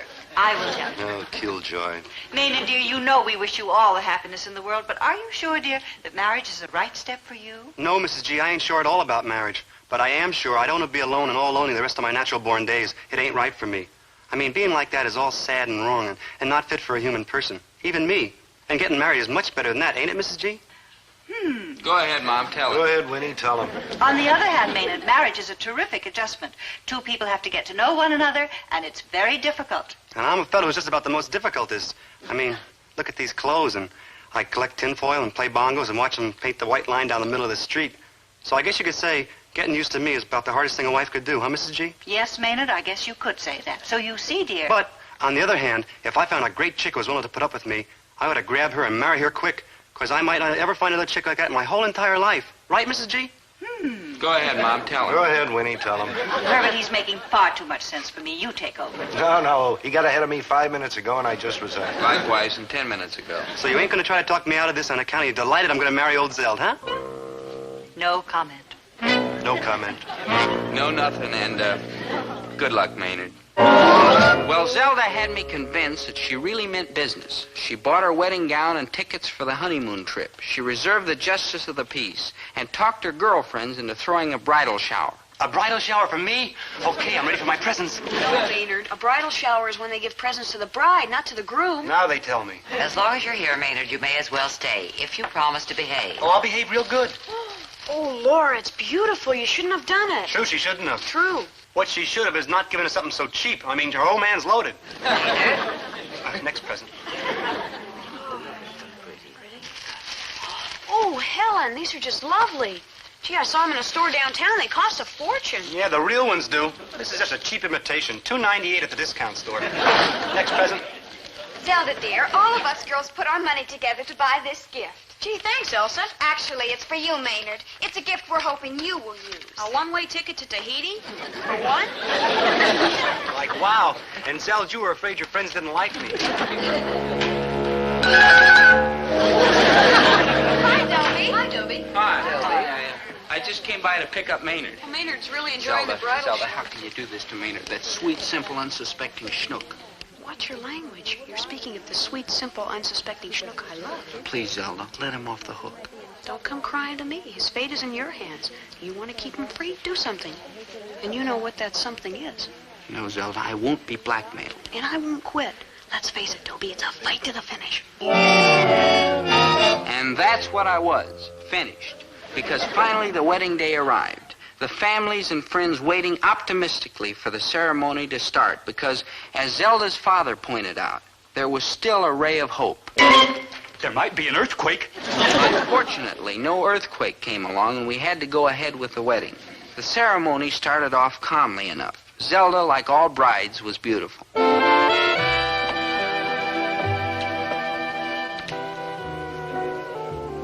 And Maynard, I'm sorry to say, was happy and eager. And as so often happens, wrong prevailed over right, and the ceremony began. Dearly beloved, we are gathered here today to join this man and this woman in the bonds of holy matrimony. Forasmuch as these two persons have come hither to be made one, if there is anyone present who knows any just cause why they may not be lawfully joined in marriage, let them speak now or forever hold his peace.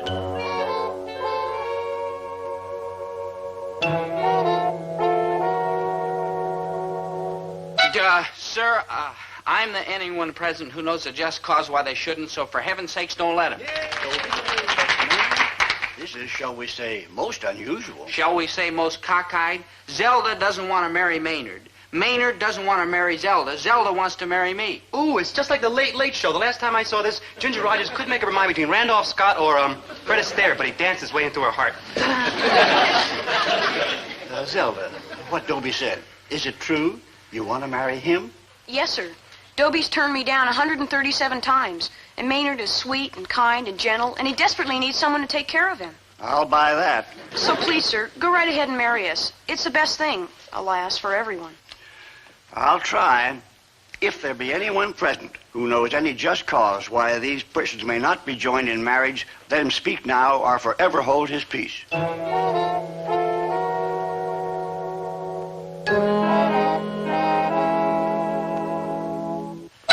Yes, sir. Me, sir.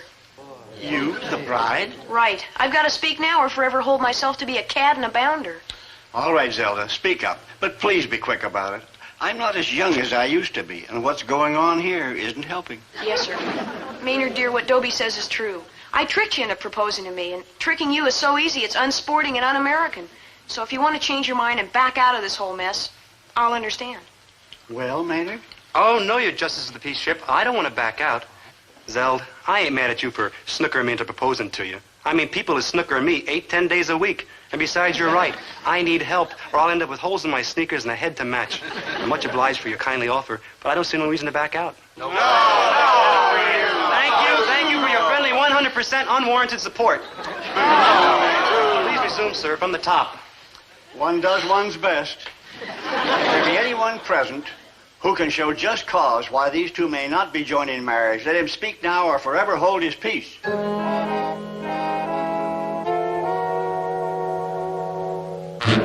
Like me, sir, like me. Figures.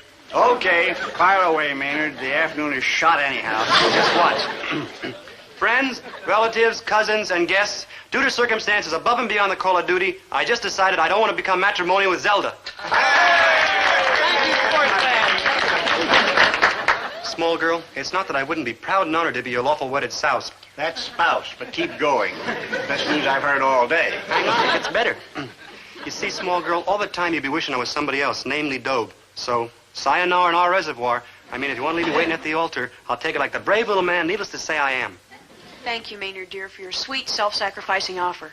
But no, I don't want to leave you at the altar. I want to marry you. I need a poor, helpless schnook to take care of. That's why I want a Dobie. And when it comes to poor, helpless schnooks, well, Maynard, you're the undisputed champion. I gotta give you that. So if you'll forgive all the interruptions, sir, I'd like to continue with the ceremony. All right, I'll give it one more try. If there be any person here who knows any just cause why these two may not be joined in holy matrimony, let him speak now or forever hold his peace.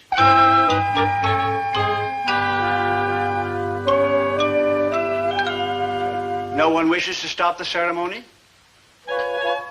You're all sure? Positive? Absolutely positive? Very well. Going, gone. I shall now proceed to stop it myself. This wedding is ridiculous, and I wouldn't touch it with a 10-foot marriage license.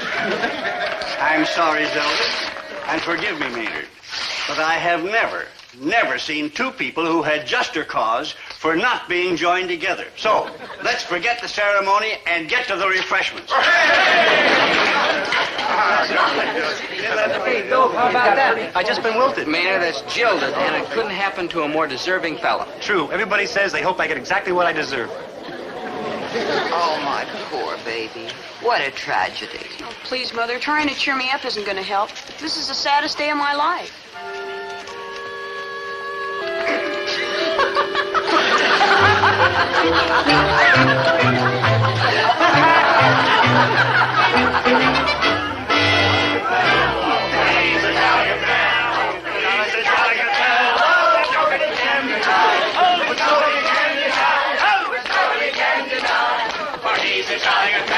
I gotta be brave and face this terrible disaster. I'm not losing a bride. I'm gaining a wedding cake.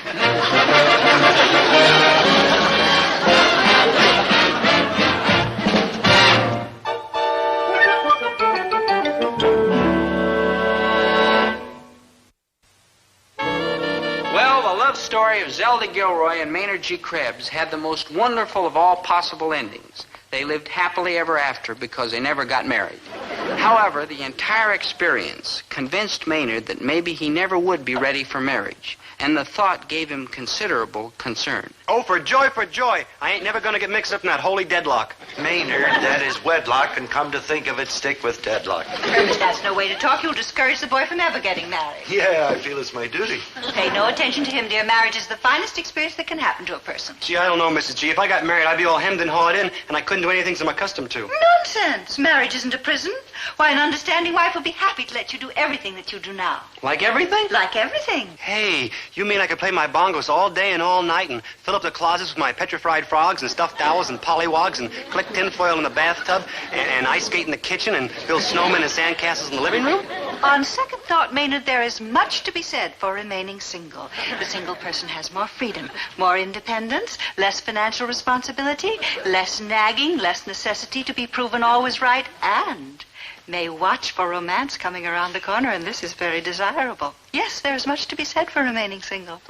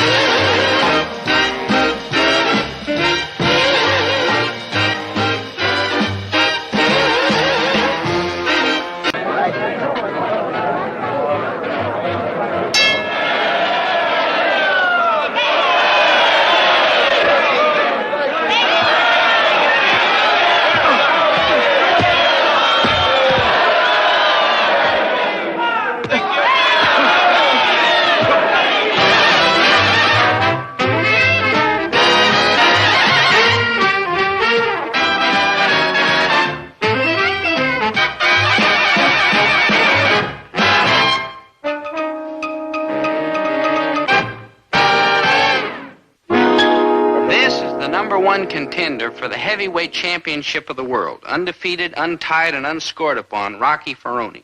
225 pounds of muscle, brawn, and fighting fury. And this is Maynard G. Krebs. 105 pounds of, well, you name it. Now, my friend Maynard has never been known as a roughneck. He's mild and gentle and peace-loving and well, what he is yellow. So what was this canary doing in the same state, let alone the same ring with a vulture like Rocky Ferroni? The whole black and blue story began in Dr. Imogene Burkhart's biology class. Class, I shall try once more, with, I confess, but dim hopes for success, to outline the purpose and development of these so-called energy pills. The United States Air Force has given our biology department the assignment of testing the effect of these capsules on mice. Yoicks, a waste of us taxpayers' money. Mr. Krebs. Maybe one mouse had ever gone to the U.S. Air Force. Mr. Krebs, if these pills work effectively on mice, then one day they will be fed to human beings for use in space travel. Like fascinating. Like, thank you. Each of these capsules contains the concentrated essence of the strongest, heartiest, most enduring living creature on the face of the earth. And the name of that creature is... Mighty Mouse, my hero. No, Mr. Krebs. Your admiration for Mighty Mouse is a matter of public record, but in this case I am referring to the Galapagos Island turtle, of course. Of course. Nature has endowed these turtles with astounding strength and endurance. They live to be hundreds of years old. Now, do you realize what's in these capsules? Instant turtle. Instant strength and power. Maybe. That is what our experiment with the mice will attempt to prove. Mr. Krebs, would you please bring that cage of mice here to my desk, please? Class, gather round. We shall feed the mice a pill a day for 80 days, and at the end of that time we shall compare their strength with their present strength. Mr. Krebs, will you please feed a pill to Mouse A? Now, I shall place this cat near Mouse A, and we will wait for the results. Class, observe.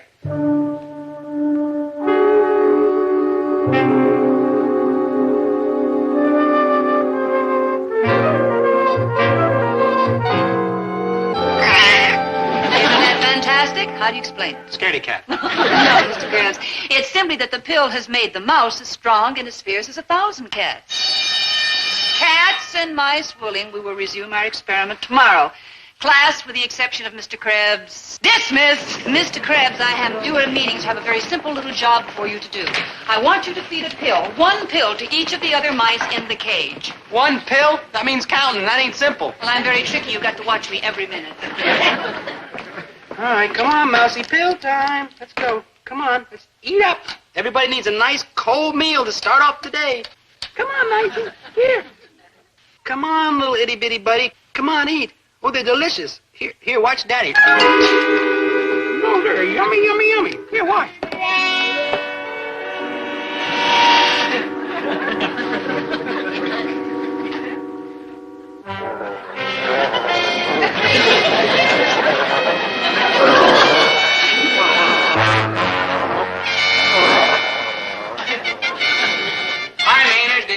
Stay after class again? I know what a foolish question. What did you do wrong this time? Maynard. Maynard, what's got into you? Maynard! Maynard, put that down. You know Dr. Burkhart doesn't like people picking up her desk? Maynard, you're the strongest person I've ever seen. You're another Superman. Or possibly Mighty Mouse. He's my ideal, you know. When I finally got Maynard to put down that desk and found out that he had swallowed a whole mess of those energy pills, I was scared. I can tell you that. I was afraid terrible things might be happening to him. So I went for advice to a man noted throughout the neighborhood for his sympathy, understanding, and kind, tender compassion. We'll squeeze $1 million, nickel by nickel, right out of his hide. Make money off him? But how, Dad? How? Never mind, son. I'll think of something. You know, when it comes to money, I'm really, what's the word I'm trying to say? Yeah, greedy? Greedy, that's the word. Maynard, stop fiddling with that thing. You're making me nervous. Oh, excuse me, Mrs. G. I was just unlumbering. That's unlimbering and cut it out. I'm trying to think. Oh, what a property. We got to figure out some way to really cash in on it. Is there any money in weightlifting? Chicken feed. Furniture moving? Hiker stuff. Renting him out as a bulldozer? Oh, no, I ain't spend the rest of my life dozing bulls. Oh, he's right, Dad. Son, you had better take your head out and get it reblocked. You're talking like a bush leaguer, and we're in the big time now. But how can... Quiet! Here I am working on the biggest deal of all time, and any minute it's going to hit me. Hit me? Hit me. That's it. Come on, Maynard, hit me. I don't want to hit you, Dobe. I'm scared. Scared of what? I'm scared to hit me back. Look, Maynard, I brought you out here to Brannigan's training camp for one reason. You are going to be the biggest champ of all time. Sounds easy. Now all you got to do is learn to fight. Sounds hard. There's nothing to it. Go ahead, hit Dobie on the chin. Come on, Maynard, belt me. No, it's impossible. I can't hit anybody unless I'm mad at him, and Dobe's quite lovable. Okay, Maynard. Well, I hate to do it this way, but I guess it's the only chance. Son, what do you think of Mighty Mouse? Who? You know, Mighty Mouse. Never heard of the bum.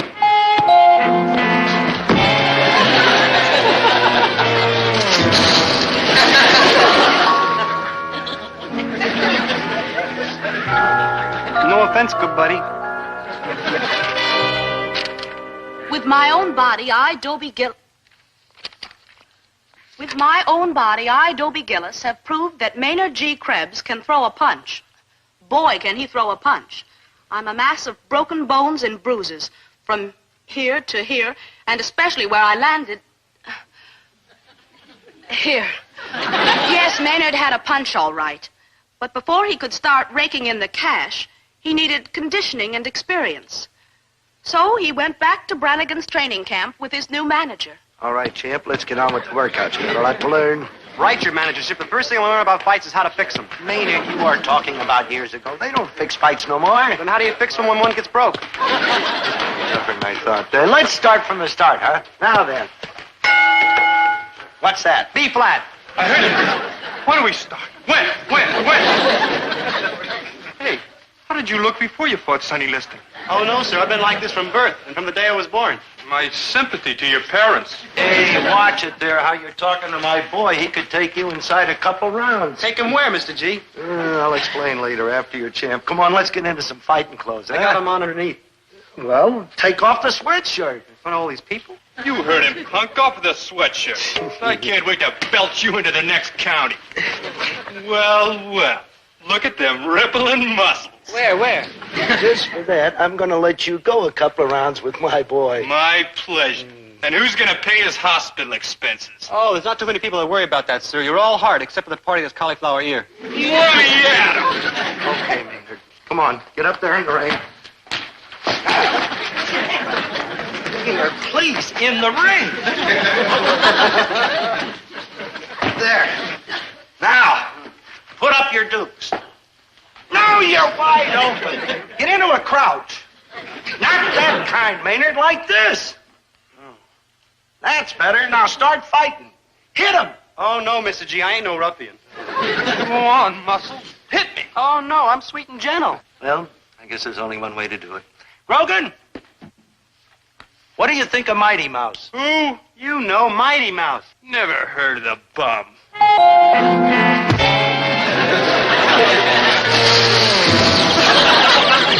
No offense, but you should have said that about Mighty Mouse. The boxing career of Maynard G. Krebs was underway.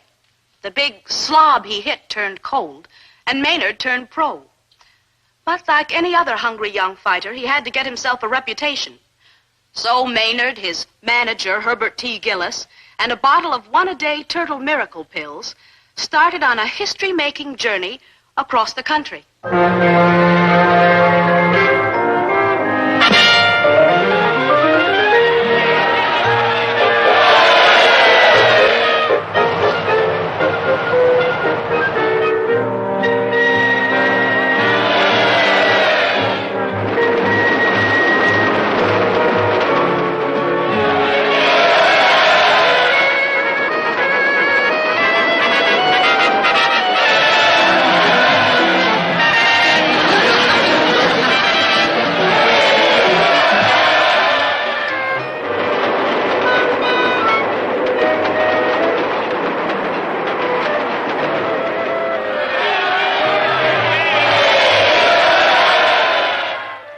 Almost overnight, he became the nation's #1 sports hero.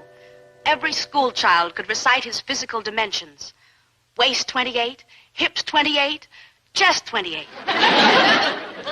Hollywood was preparing a new screen epic, the Maynard G. Krebs story, to star either Cary Grant, Sir Laurence Olivier, or Maynard's personal choice for the part, Betty Davis. Meanwhile, back at the campus, Dr. Burkhart, continue checking the effects of the turtle pills. That's right, General. The mice have been given a pill a day for 50 days now. Oh, yes, they're in magnificent condition.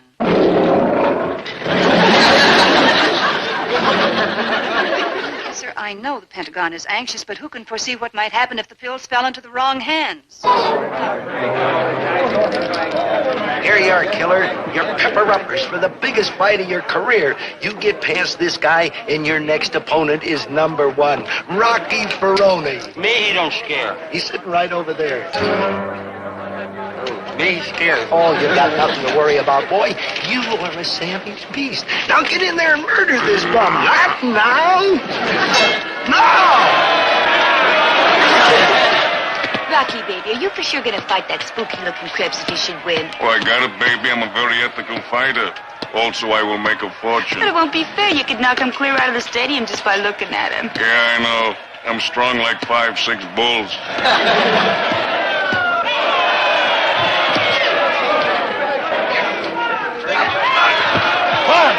2, 3, 4, 5, 6, 7, 8, 9, 10. Out. Maynard G. Krebs, who meets the number 1 contender, Rocky Ferrone, in this ring 1 month from tonight.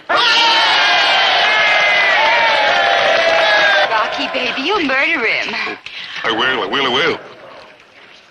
Won't I?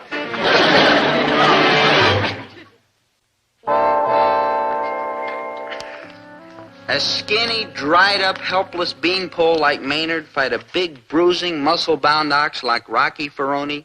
Ridiculous. The Boxing Commission and the public and the newspapers and the SPCA aren't going to stand for it. They wouldn't. They couldn't. They did.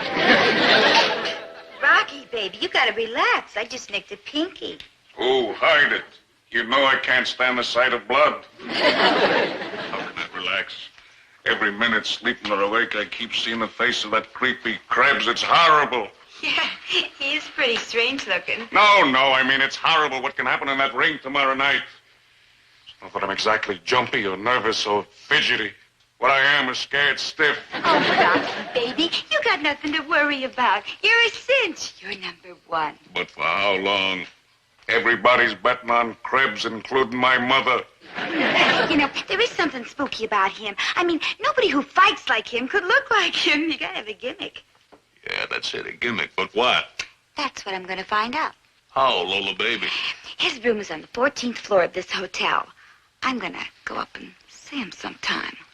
Like now. Hello there, tall, dark, and whatever else it is that you are. Like, thank you, and call again. I mean, you handsome. Oh, surely you jest, ma'am. The name is Lola Laverne, but you can call me Cuddles. Well, my name is Maynard G. Krebs, and you can call me Mr. Krebs. Hey, ain't you Rocky Ferrone's potato? That's a tomato, and let's just say that I was. Mind if I come in? There ain't nobody here but me. It's exactly what I had in mind. We're all alone, huh? Oh, except for Cynthia. He's my petrified frog. You want to see him? No, sweetie. Later. Why don't you and me just play? Now, if you were a healthy, red-blooded young American boy and a fine-looking, friendly blonde like Lola Laverne dropped in, what would you do? Yep, me too.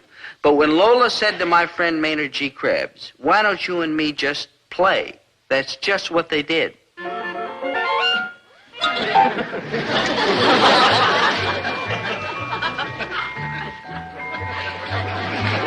Maynard, baby. We've been playing this dopey game for hours. Isn't there something else we can do? Want to see me wiggle my ears? No, later. Why don't we just talk? Oh, I'm better at wiggling my ears. Tell me about yourself, big boy. Aha! Aha, what? Tell me about yourself, big boy.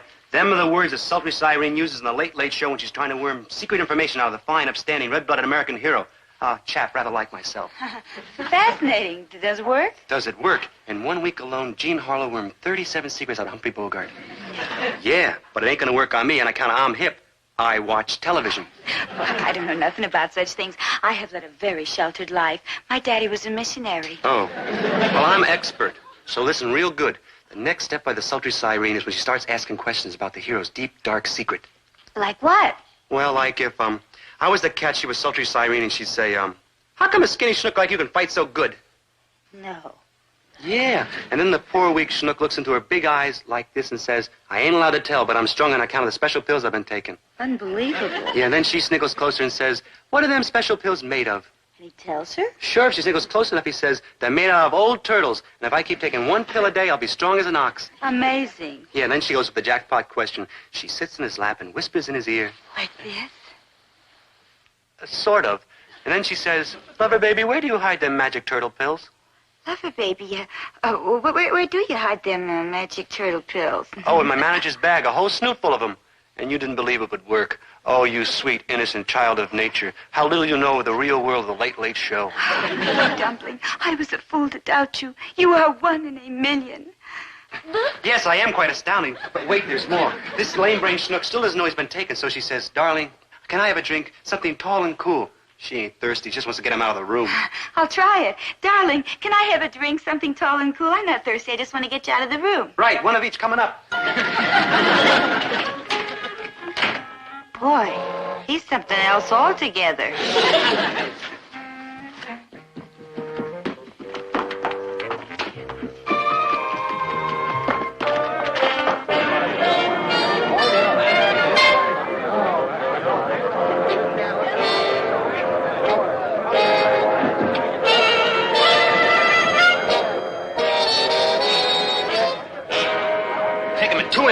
That's rounds, Maynard.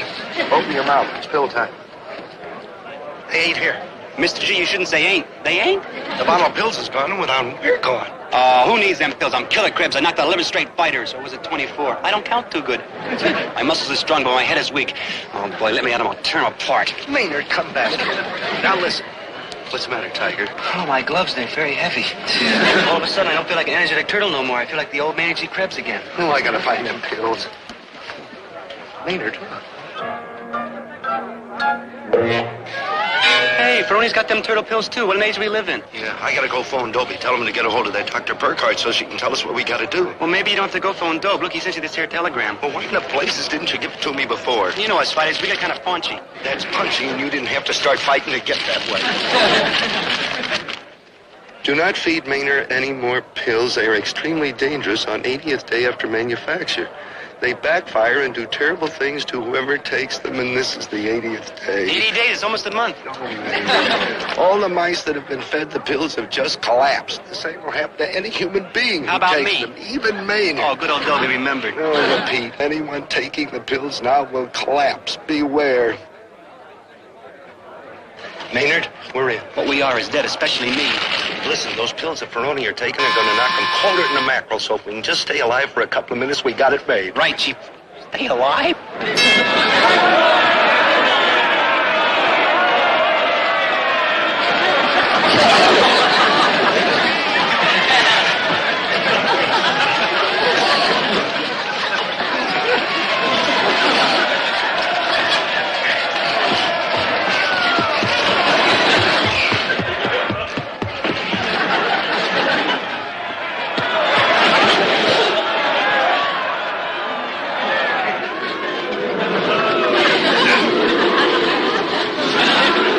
Stay right behind him, Maynard. Neutral corner. 1, 2, 3. What are you doing? Skinner, get out.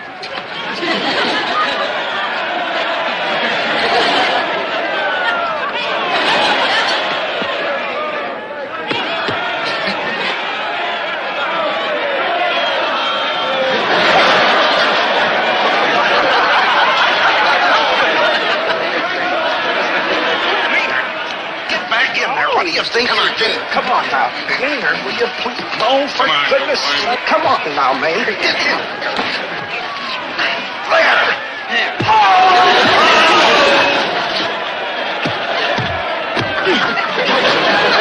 Maynard, he hit me. Get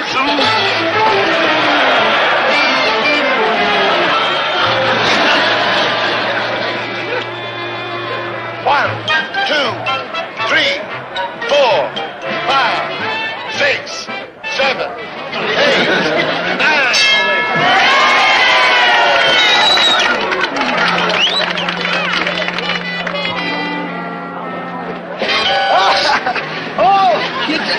baby, you did it. Any minute, those pills are going to take effect, and he'll be weak as a baby. From here on in, he's your pigeon. Well, if he's a pigeon, I'm chicken. Come on, get him on that stool. Oh, yeah, sure. Come on, baby. Yeah. Be seeing you around. Oh, Maynard. Look, he's going to collapse like a busted balloon. Now get in there and get him, champ. Right, Chief. Like, ow. Save that for his chin.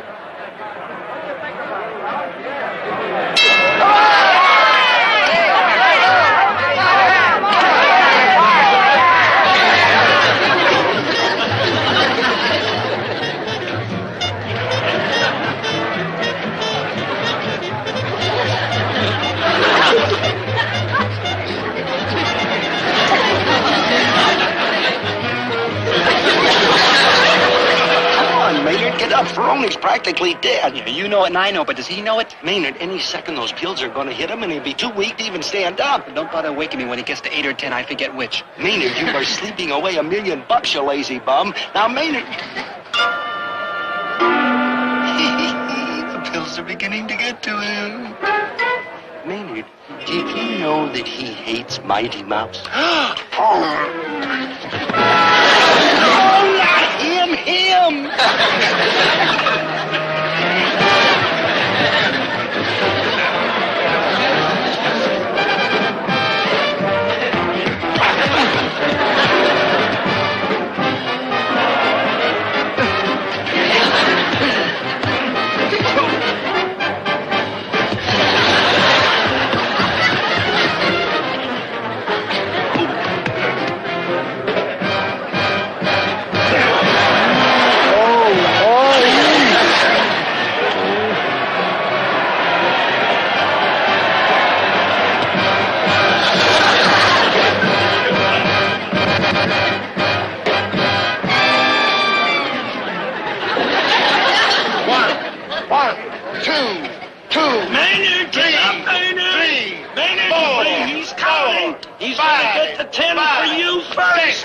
He's counting. Maybe you don't have to get up.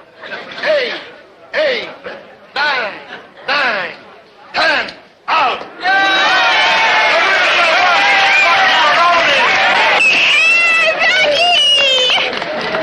Well, back to the old grocery counter.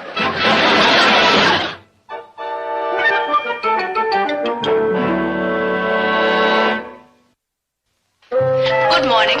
Well, how are you today, sir? Does this answer your question? Oh, patient discharged, fully recovered. Ta-ta, Mr. Gillis. As you can see, I suffered no harmful effects from my little encounter with Maynard's iron fists. As for Maynard himself, well, he never did get to be the champ. But his reputation had become so great that he was almost a legend. Never had one fighter gone so far and so long with so little. So they figured he must be plenty smart, and there was an important place for him in the fight game. I'll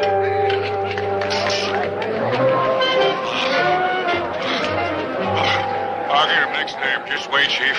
Follow all the instructions, just like you said.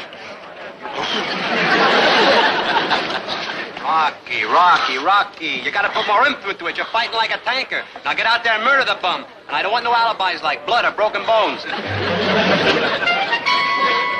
Now, where was my selfie siren?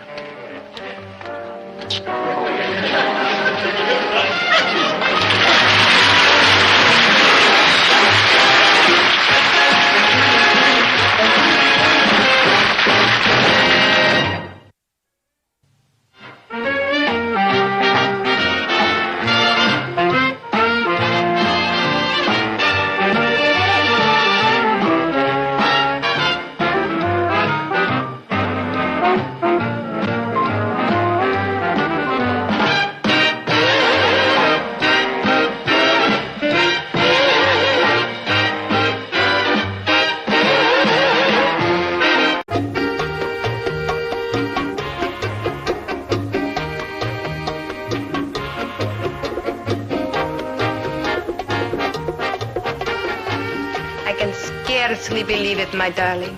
A few short hours ago, I was bored and unhappy, and life had no meaning. And then suddenly, as if by magic, you appeared. And I was alive again. And now this, an exotic hotel suite in the most exciting city in the world. A magnificent supper. Drinks iced to perfection. And the enchanting prospect of an unforgettable evening with one of the most fascinating minds of our times. Tell me, my sweet, what more could anyone want? Well, I don't know about you, but I want some more root beer. Yes, sir. Right away, sir. Yes, sir.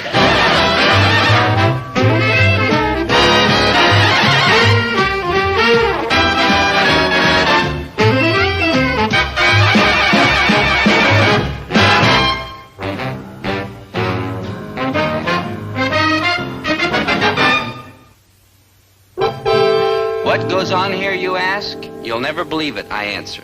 I mean, this is my friend Maynard G. Krebs, about whose face his own mother has been heard to comment, no comment. And he is romancing a lady about whom many men have been heard to comment. Well, it all started in a deceptively simple way. One day, my father decided to take me and Mom on a sightseeing trip to Washington, D.C. We didn't even think about taking Maynard along until he came up with a rather provocative statement. If you don't take me along, I'll kill myself. So there we were in Washington, and Maynard was still alive, and Dad was trying desperately to do something about it. Come on, let's get our key and go up to the room. Mom and Dad are going to meet us there after they finish their sightseeing tour. Florioski, what could there be sightseeing out here in Washington? Seems to be like a place where nothing spine-tingling ever happens. The spooky-looking one with a foolish expression on the beard. You will attract him with your feminine wiles and lure him to his doom. Bruno, you are sure that is Dr. Henry Fahrenheit, the famous rocket scientist that we seek? Of course. He looks so, shall we say, unintelligent. Shall we say stupid? We shall say stupid. What they call an eccentric genius. Well, they have to call him something. Yes, in that childish head there is a brain that has developed a superb new rocket fuel. We shall squeeze that secret out of him. Bruno, you are a fiend. Thank you. When I think of the money and the great glory that will be ours when we present the secret to our leaders. Well, according to the notes, Dr. Fahrenheit was due here at the hotel from the National Rocket Conference at 5 o'clock. He could be the man. He is bearded, shabby, unkempt. He could be the man. He is usually accompanied by an assistant who looks like a dish of warmed-over yogurt. He is the man. Good, Dr. Fahrenheit. You are irresistible to men of all ages, sizes, and shapes. You ought to fit in there someplace. Never fear, Bruno. I shall dump the assistant and deliver to you the scientist's body and soul. The brain may be more of a problem. Hey, Dobe, did you ever figure out one of the great minds of the North American continent? To put it as delicately as possible, Maynard, no. Well, I couldn't be too dumb because I know exactly what you're going to do in exactly 5 seconds. Maynard, that's ridiculous. You're going to light up like a lamp and say, well, well, well, how do you do, my dear? Maynard, that's the silliest thing I have. Well, well, well, how do you do, my dear? I rest my case. Oh, forgive me. Oh, you will forgive me, won't you, you dear, sweet, fascinating man. Was you addressing I, sir? Sir. Well, you're forgave on account of you can't help it if you're clumsy, you clumsy ox. Maynard. No offense, clumsy ox. Allow me, lovely lady. Hands up, Mesher. I will call a cop. If I damaged your beautiful suit, I insist you allow me to pay for it. I am Veronica Vanderheim. Charmé, mademoiselle. I am Dobie Gillis, unattached Washington bachelor and man about town. Hello. And you devastating creature, you don't have to tell me who you are. Good, because I wasn't going to tell you anyhow. The famous Dr. Henry Fahrenheit is known by everybody in Washington. But everybody. Not this everybody. Dr. Fahrenheit? The Dr. Fahrenheit from the rockets and space capsules? But of course, how thrilling it is to meet you, Doctor. I am absolutely overwhelmed. Well, you better get over being whelmed because you're barking up the wrong tree. If you understand the doctor's reluctance to admit his true identity, it's because of this hush-hush secret government project he's working on. Goodness. Yeah, goodness. Tut, my dear. One cannot expect a lovely creature like yourself to know such intellectual matters. However, I am his trusted assistant, and the entire fascinating subject can be explained at, shall we say, dinner? Wonderful. I can hardly wait until dinner. Good. Just you and I alone. Bad. My dear Miss Vanderhyde, Dr. Fahrenheit's not allowed to go anywhere without me, his trusted assistant, for protection against unscrupulous spies, you see. I see. Good. Then perhaps you and I could... I shall have dinner with the two of you. Good. Fair, but I accept. Very well. I shall meet you here in the lobby at 6. Doctor, what is the number of your room in case I want to call you? I don't remember. I got a bad head for numbers. Yeah, room 720. The doctor's a terrible kidder. You know how these geniuses are. No, how are they? Yeah, come, Doctor, we must hurry and prepare your lecture on Einstein's theory of relativity. Relativity who? Yeah, until 6 then, my charming mademoiselle. And the minutes will seem like hours.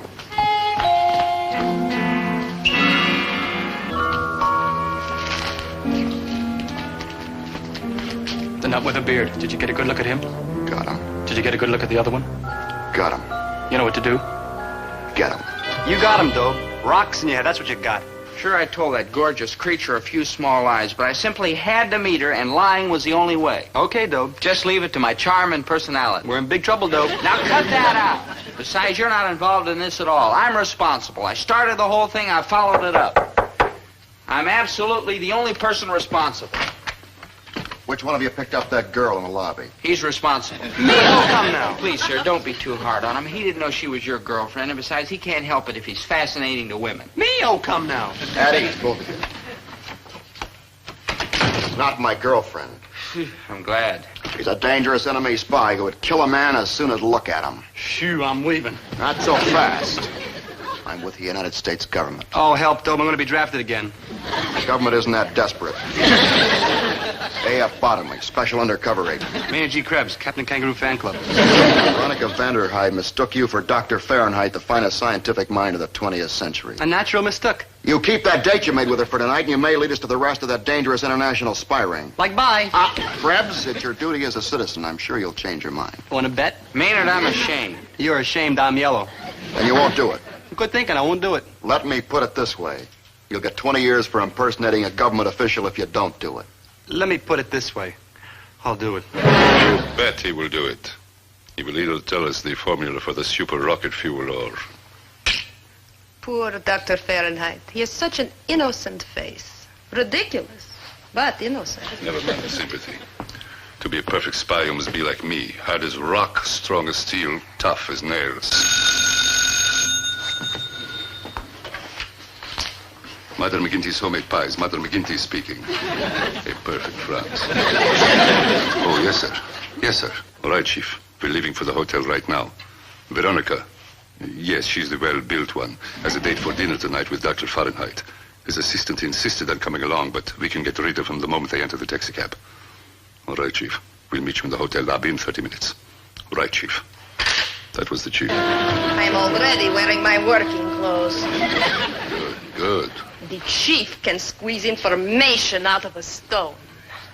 I almost feel sorry for poor Dr. Fahrenheit. Yes. I would say that the good doctor's days are numbered. Numbers? Oh, I know all about numbers, except them that come after 3. It's her. She's in the lobby. Too late. Not for me to answer the phone, Krebs. Invite her up here for dinner. Do I have to? 20 years in jail? I have to. Like, hi, this is Dr. Fahrenheit.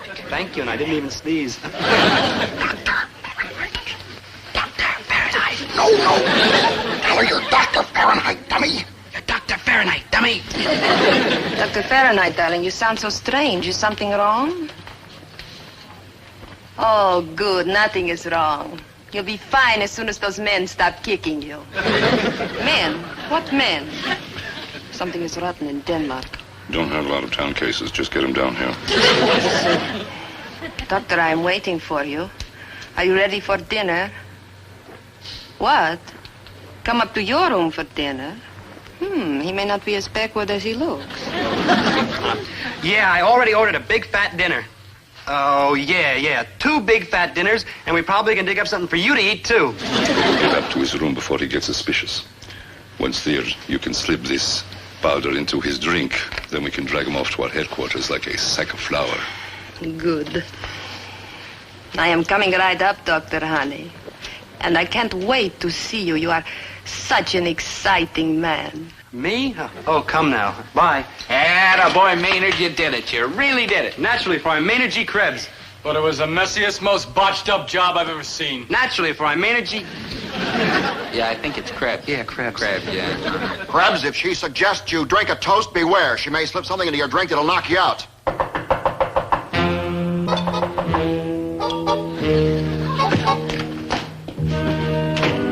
Now, Maynard, just relax and look on this as an evening in which you are entertaining a charming, beautiful, entrancing young creature. Gotcha. Uh-huh. Like, welcome, charming, beautiful, entrancing young creature. Well, don't you stand there. Kiss me. Hello, Dobie. Hi, Mom, Dad. We were expecting someone else. Doggone it, and I thought you decided that I may be pretty cute. I may be pretty sick. Yeah, Mom, Dad, you've got to get out of here quick. Dobie, you're acting very strangely. Yeah, very strangely. Maynard, you're supposed to be on my side. Look, I can't explain now, but please leave us alone here before... All right, what would you say if I told you that a girl's coming up here for an intimate candlelight dinner with Maynard? Oh, come now. The very thought of some girl going for Maynard is absolutely ridiculous. I'll buy that. Now, Herbert, don't jump to conclusions. Stranger things have happened. I can't imagine what, but anything's possible. Certainly, what kind of a kooky girl would be coming up here to visit Maynard? Hello, darling. Oh, I could hardly count the minutes. Any more questions? The baboon. See, Dad? See, Mom? Bye, Dad. Bye, Mom. Bye. Bye. Bye. I have something for you, my fascinating one. Anything for the Zionist loyal assistant? Yes, this. Room service is sending the dinners up. They should be here any minute. How romantic. Well, don't try filching none of mine, Waldo, because I got a very suspicious stomach. Come, my fascinating one. Sit here beside me. Mm-hmm. All my life I have wanted to meet a man like you. Yes, I am quite manly. A man with a brain like yours. Yes, my brain is quite manly, too. Doctor, don't tell me you are afraid of women. Okay, I won't tell you, but I am. Pity. You want to know something? What, my sweet? With a little bit of help, I think I could learn not to be afraid of women. Must we stay here? My angel, let us go to an intimate little cafe where we can be alone. Well, it's okay with me, but them other fellas... I'm sorry, but Dr. Fahrenheit can't leave. He's expecting a very important phone call from the president. The president? Glorioski, I wonder how Mr. Hubernor was in town. What an age we live in. Room service? Just put it... Where, sir? Just name it and you've got it. I see your hotel employees is always eager to employ pleasingly. Yeah, anywhere. Just... Thank you, sir. Put it in. Yeah. Mom, what's going on? We're going to keep an eye on Maynard. But, Mom... Oh, we're not going to interfere with his romance or whatever it is. But I don't trust that gorgeous hunk of woman. Why not? You don't even know her. As you grow older, dear, you will learn that the average female automatically doesn't trust any gorgeous hunk of woman. There. Let's not be sitting quite so close together now. Break it up now. Rule of the hotel. Here you are, Mademoiselle and Monsieur. Oh, thank you, my good man. Hey, don't I know you from someplace? I mean, No. You never saw this waiter before in your life. Here, eat, drink, and be merry. I thought you'd never ask. Thank you, waiter and waitress. You've been most helpful, and you may leave whenever you're ready, like immediately. Oh, thank you, sir, but I am a perfectionist, and I'm going to stay to make sure everything's okay. Dobe, you sure I don't know that waiter from someplace? That idiot will ruin everything. Which idiot? In that room, you've got a choice.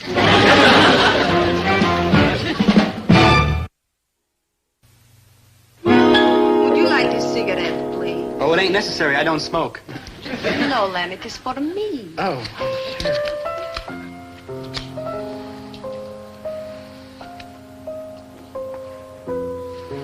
Now, where were we, my love? Oh, I just lit your cigarette. I mean, your match.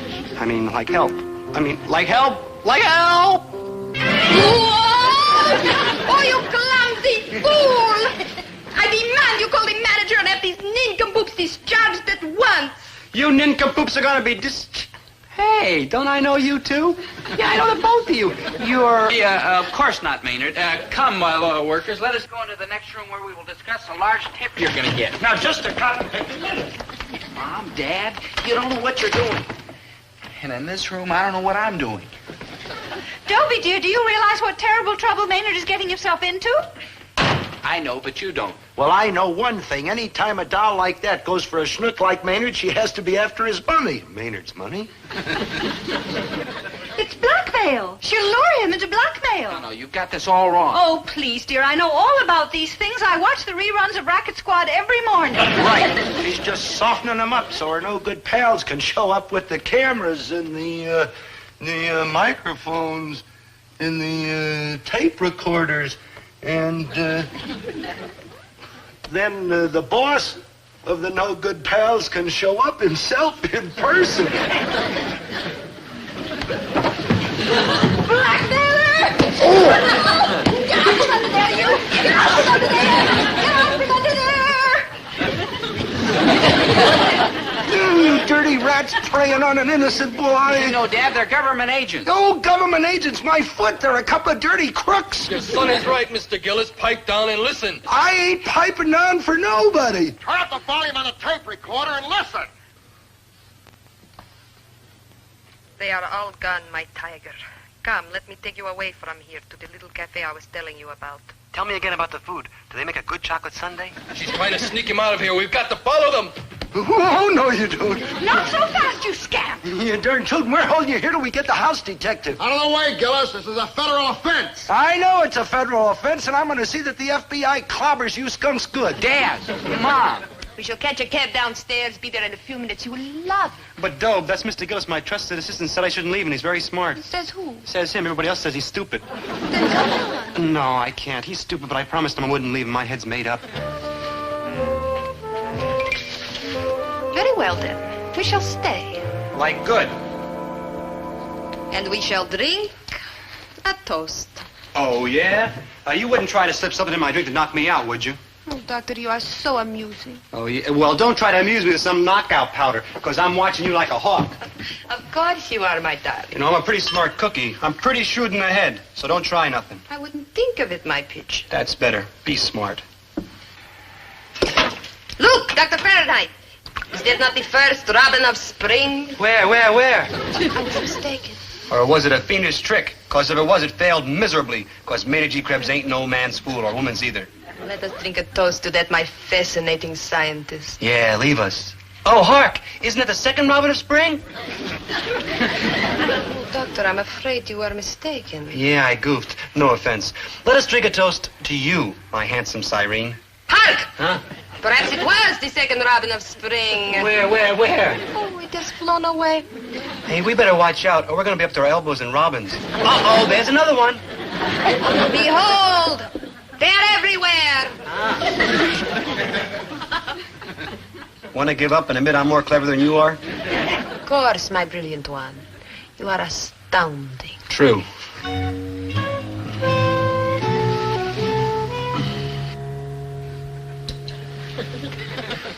What are you waiting for, Dr. Snookums? Let us toast.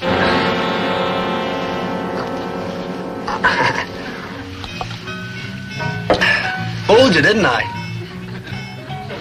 Didn't I? You have to get up every morning early in the a.m. to outshoot Dr. Maynard G. Gesundheit.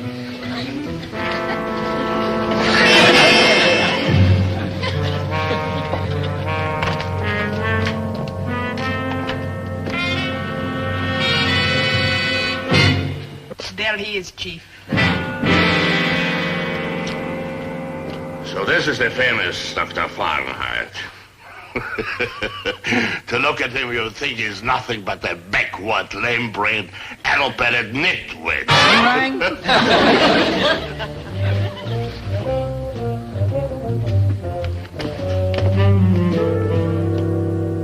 I'm warning you, you're obstructing justice. You make a bum move and I'll obstruct you. Dobie, haven't you got that house detective yet? Not yet, Dad. Dad, here's a hotel bill. I think they're trying to overcharge us. What? Overcharge me? Let's see. Right there. Maynard's blackmailers, they're getting away! Oh, forget Maynard. The hotel's trying to blackmail me. Look at this. $27.80 for a petrified Chesapeake oyster.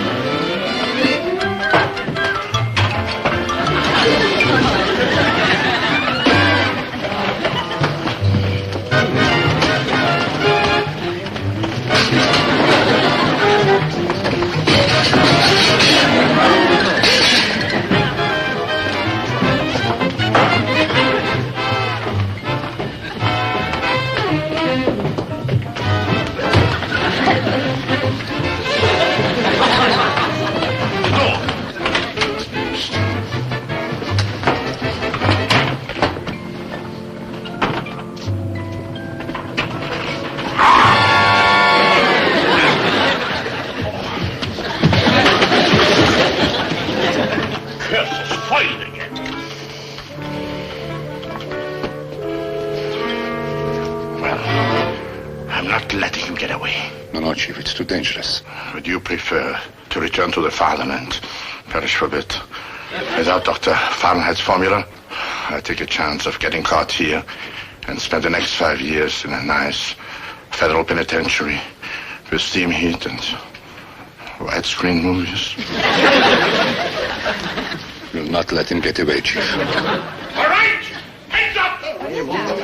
Nobody needs to love you or I shoot! Guard the doors! All right, Dr. Fahrenheit. We know you are hiding here someplace. Come out! All right, then we find you. Dr. Fahrenheit, I'm warning you. Ah! Dr. Fahrenheit's assistant. Don't move, any of you.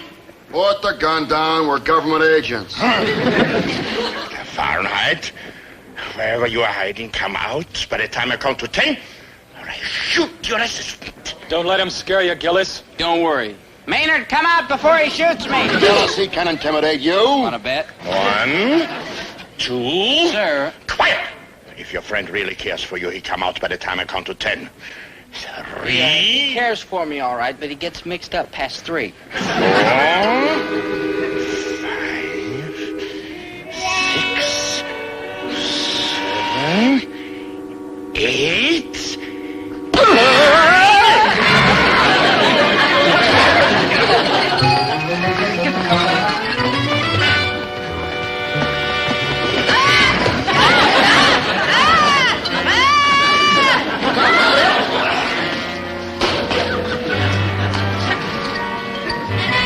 So you didn't get Maynard after all.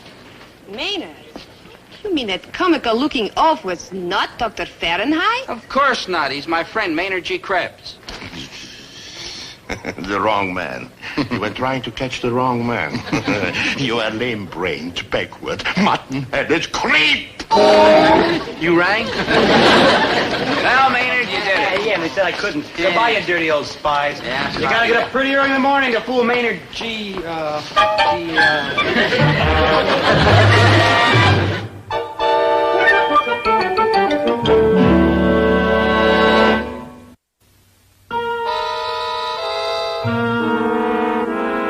Well, we all set. We got all our mementos of Washington collected. Yes, I have this wonderful book of the Lincoln Memorial and all these maps of Mount Vernon. And I got some beautiful mementos. Maynard, that's mementos. What have you got in there? I got them from that spy cat Bruno. He was really Mother McGinney from Mother McGinney's homemade pies. I got 2 apple pies.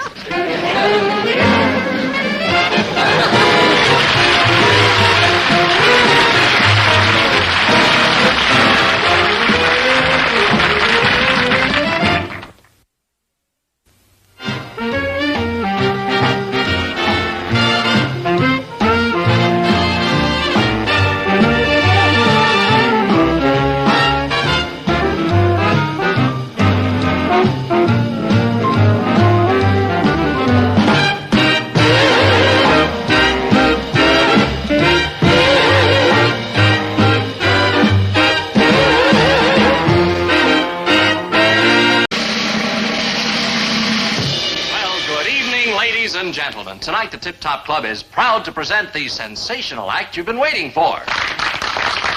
That astonishing and stunning young vocalist, Miss Kitty Fontaine. And with her, that startling and original talent, Maynard G. Krebs.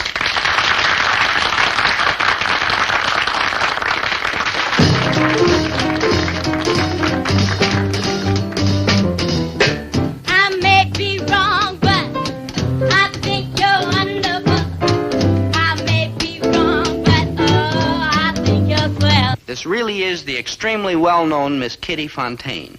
And this really is the extremely unknown Maynard G. Krebs. Now, how did a fellow like Maynard get mixed up with a singing act in a nightclub? It's spooky. I mean, until this happened, the closest he'd ever been to show business was the day they left the fire exit open at the Bijou Theater. And he snuck into the matinee of a Bela Lugosi festival. I like your style, say. I think it's marvelous. I'm always wrong, so how can I tell?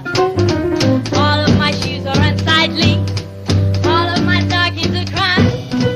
If dear in you I pick rightly,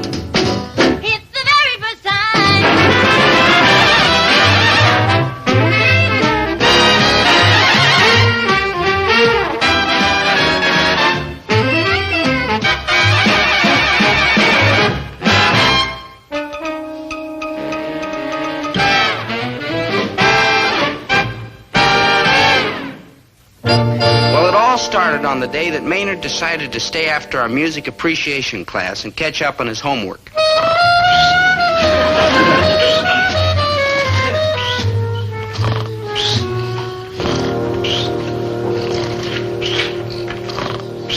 I think you're wonderful. You rang in B flat? I may be wrong, but I think you're swell. I like your style, say. I think it's marvelous.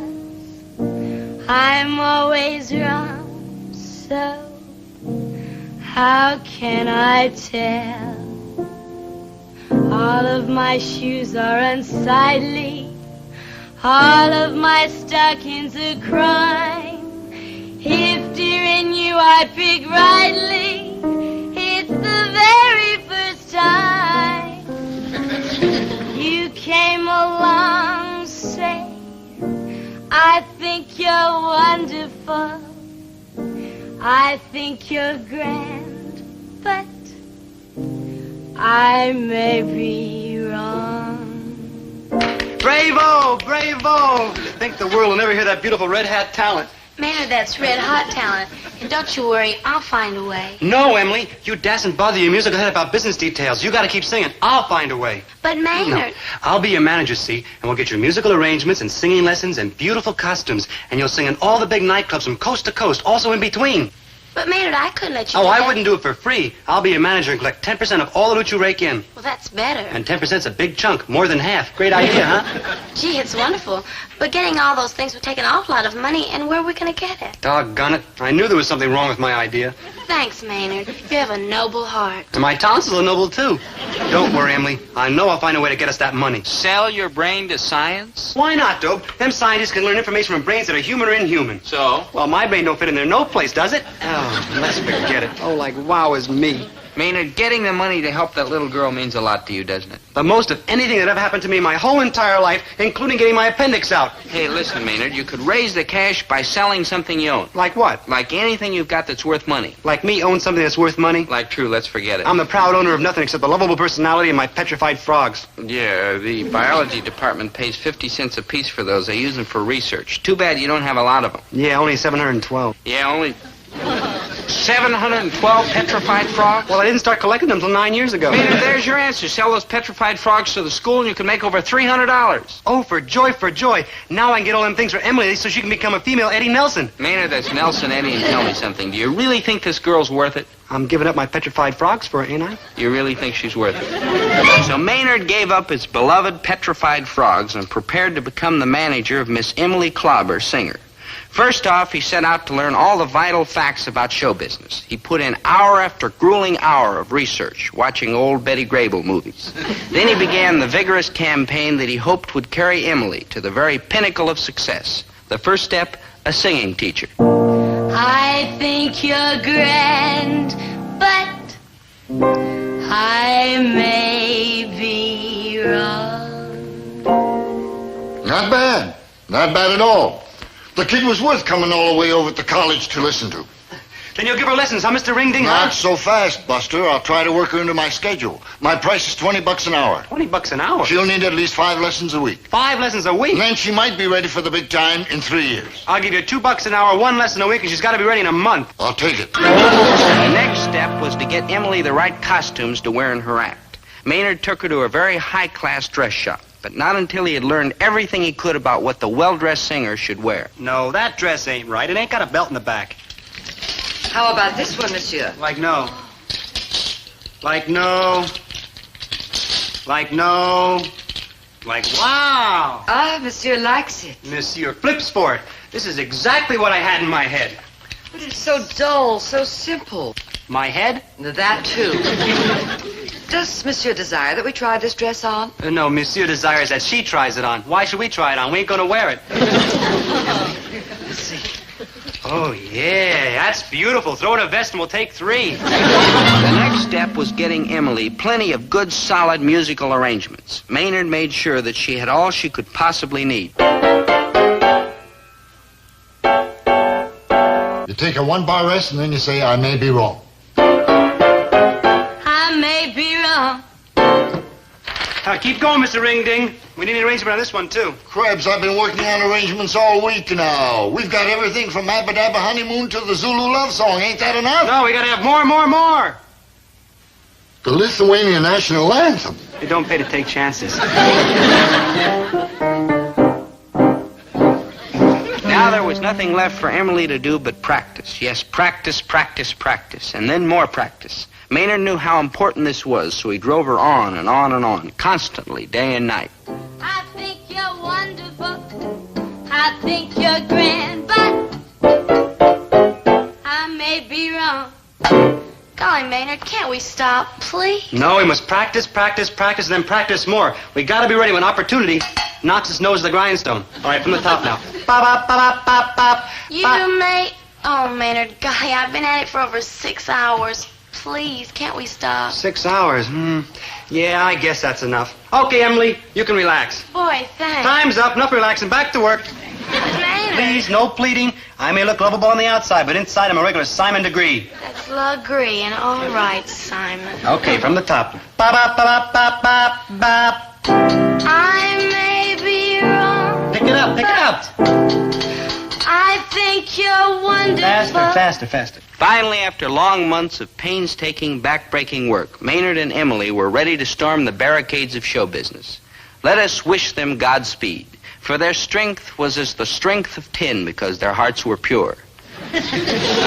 Once he got rolling, Maynard didn't waste any time. He went straight to Mr. Joe Ziegfeld, a fellow who owned a nightclub in town. Mr. Ziegfeld's response was rather enlightening. Listen to some kid singer over my dead body. Well, if you won't listen to her sing, then you're gonna have to listen to me sing. Love is a I'll listen to her sing. Oh, thank you, Your Entertainmentship. You're a fine, noble, honest... Never mind the compliments. Let's get on with it. Where is she? Oh, like behold.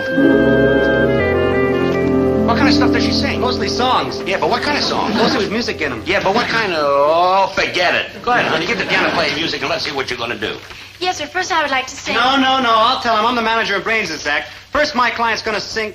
Hey, Emily, what are you gonna sing? Sing already!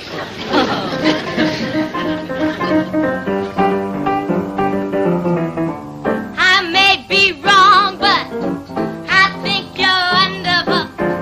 I may be wrong, but oh, I think you're swell. I like your style, there. I think it's marvelous. I'm always wrong, so how can I tell? All of my shoes are unsightly. All of my stockings are crime. If dear in you I pick rightly, it's the very first time you came along, fair. I think you're wonderful. I think you're grand, but I may be wrong. One more time. You came along, fair. I think you're wonderful. I think you're grand, but I may be wrong. Hey, young lady, that was pretty good. Pretty good. Pretty good. She's the hottest thing in show business, singing commercials. She still needs a little work and experience, mind you, but I think I can give her a tryout. Gee, thanks, Mr. Ziegfeld. Please. No unseemly display of emotion. I mean, it'll like hurt our bargaining position. Oh, please, your producership. Well, we'll take anything. Just name it. I can start her here at the Ricky Ticky Club next Thursday night. $100 a week. $100 a week? Yeah. That's highway robbery. 100 and a quarter. 115. 100 and a quarter or we walk. Okay, 100 and a quarter. You got it. It's a deal. All right, good, because I don't know where we're going to walk to. I'll take the quarter now. A nice new shiny one, please. What's your client's name? Emily Clobber. Kind of gets you right here, huh? Emily Clobber? Oh, no. We got to change that to something unusual. Something that'll make audiences stand up and take notice. I got it. Fidel Castro. Lie down, Krebs, and let me think. It's not my line of work. How about a French name? Audiences dig French singers. Like, right, we call him Maurice Chevalier. Oh, Krebs ain't French enough. How about Monsieur Krebs? How about Fontaine? Fontaine Krebs? And for a first name, we got to get us something very soft and young and female. Classy. Krebs, down, boy. I've got an idea. When I was a little girl, they used to call me Kitty. Kitty? Yeah, Kitty Fontaine, that's it. Like, right, that's it. Yeah, Kitty Fontaine. I can see her name up in lights now. Where? Look, the sparkling new singing sensation, Miss Kitty Fontaine, opens tonight. Just because you think I'll be lonesome, just because you think I'll be blue, just Just because you think I'll be foolish to stay at home and wait for you. So you made me drop on my girlfriend. You laughed and called me Santa Claus. But honey, I'm telling you. Now honey, I'm through with you.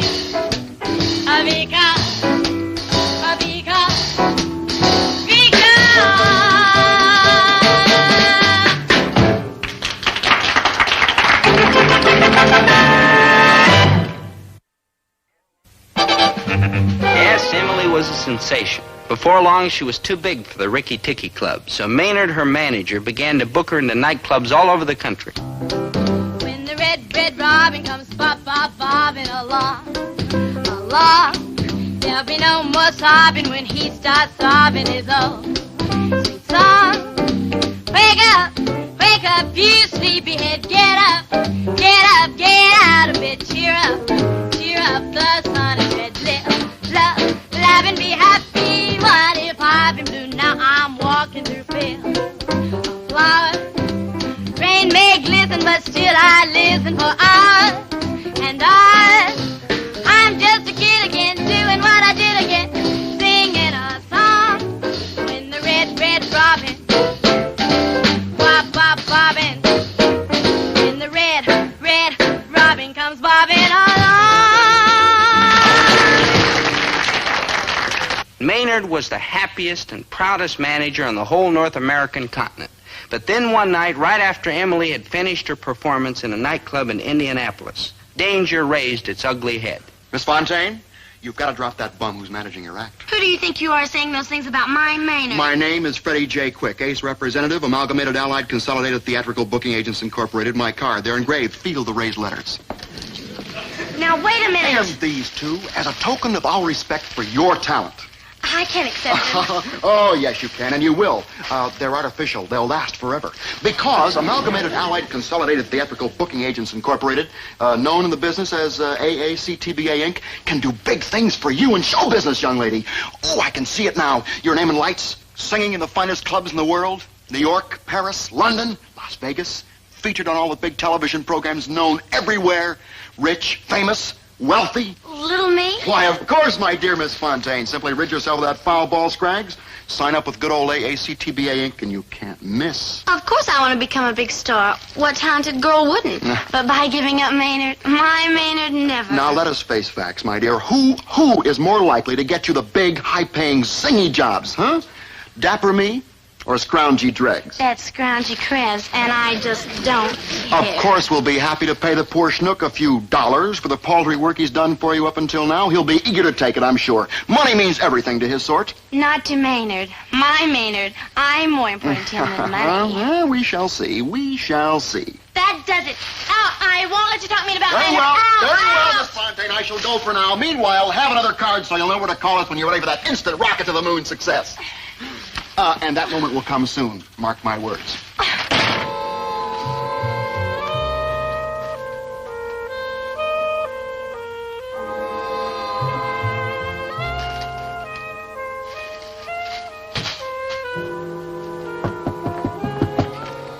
Oh, hi, Maynard. Like, hi. Hey, Chick, you want to hear like a brilliant swinging idea that just flew into my head? Sure, you know I always love to hear your ideas. What is it, a new song arrangement? Oh, no, it's nothing as small and as puddling as that. Well, the idea is I'm going to quit being your manager. Clever, huh? Maynard, stop joking. Nah, I've been hacking around in show business long enough. I mean, the time has come for me to get back to the more important things in life, like collecting tinfoil and petrified frogs. No, I won't let you do it. Besides, I need the money. I mean, some big manager would probably give me a huge hunk full of loot if I let them be your manager, like Amalgamated Allied Consolidated Theatrical Booking Agency Incorporated. Wow, that's like a random example, a picked at random. I bet you they slipped me a huge fistful. I can't believe what I'm hearing. Maynard, dear, is money more important to you than I am? Oh, yeah, you know it. But you're not just my manager. You're my friend, my dearest friend. Look, kid, I was your friend as long as I was making money off you. But if there's an easier way to do it, I mean, like hail and farewell, former friend. I mean, see you around, kid, huh? Maynard. Don't go. Please don't go. Look, don't bother phoning me, because you'll, like, get the wrong number. Maynard, come back. Maynard. So Maynard dropped out of Kitty Fontaine's life, and she went on alone. Well, not exactly alone. Freddie J. Quick and those amalgamated, allied, consolidated whatnots went along with her. Actually, they didn't go along with her. What they did was drag her. And one of the things they dragged her to was a wildly successful appearance on a wildly successful television show. I like your style, say. I think it's marvelous. I'm always wrong. Yes, Emily was a roaring success, all right. But what about her former manager, the now-forgotten Maynard G. Krebs? Well, he was doing quite a bit of roaring himself. Waiter! Hey, waiter! Bring me 2 more of the same and make them doubles. Make them triples. I got a head full of things to forget. We can start off by turning off that miserable singing on television. Maynard, I've been looking every place for you. I've been right here, pal, blatting out the memories. Waiter! Hey, waiter! I'm a very violent man when I don't get what I want when I want it. Maynard, get a grip on yourself. You can't let yourself go to pieces like that. Says who? Going to pieces is what I do best. Everything else I do bad. I'm an utter, complete, 100% flap. Maynard, that's flop, but it's no excuse for what you're doing to yourself. What would Emily say if she knew? Her? Her I completely blew out of my mind altogether. Maynard. Emily who? You know who I mean, Kitty. Kitty who? See how completely I blit? Waiter! Waiter, where's my order? I'm getting desperate by the instant. Maynard, come home. Mom's home cooking and plenty of fresh air and a wholesome atmosphere will put you back on your feet in a few weeks. Come on. Never. I'm going to stay right here and keep forgetting. On account of they got the stuff here that helps you forget. Ah, my triple-decker ham sandwich, all fat. Down the hatch.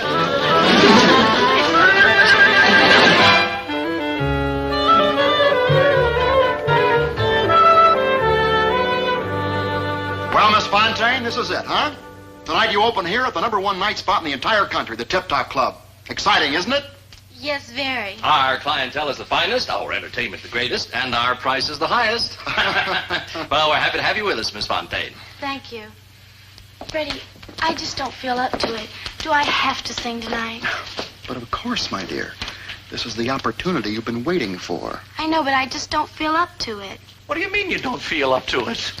She's got to sing. She's got to. Of course she will. I can't. What do you mean you can't? She's got to sing. She's got to. Don't worry. She'll sing. I won't. What do you mean you won't? She's got to sing. She's got to. She will. I can't. But you must. Dobie, you must take me to Maynard. You're his best friend, and you know where he is. Yeah, look, Emily. I'm opening tonight at the Tip Top Club. It's the biggest night in my whole career, the night I've waited for all my life. But I just can't go through with it. I need Maynard. Gee, I don't know. I've phoned him 1,000,000 times, but he won't even answer my call. Well, you know, Maynard, he has trouble dialing. Please, Dobie, if I don't see him, I'll never be able to face that audience. I'll see what I can do. Trust me. Dobie, where is he? What is he doing? Tell me, please. Well, let's just say he, has his hands full. Cheers. Maynard, Emily needs you. She can't open at the Tip Top Club tonight unless you're there. She don't need me. She's got that Freddie J. Quick and the ASPCA Incorporated. I mean, what does she need with scrawny little me? Maynard, I can't let you keep on this way. Give me that. Oh. Well, that won't do you no good. Us refugees from Eaters Anonymous have our own secret methods. Maynard, believe me, she's desperate for you. Like who cares? She's not the same girl anymore. Like who cares? She doesn't laugh or have fun anymore. Like who cares? And she cries all the time.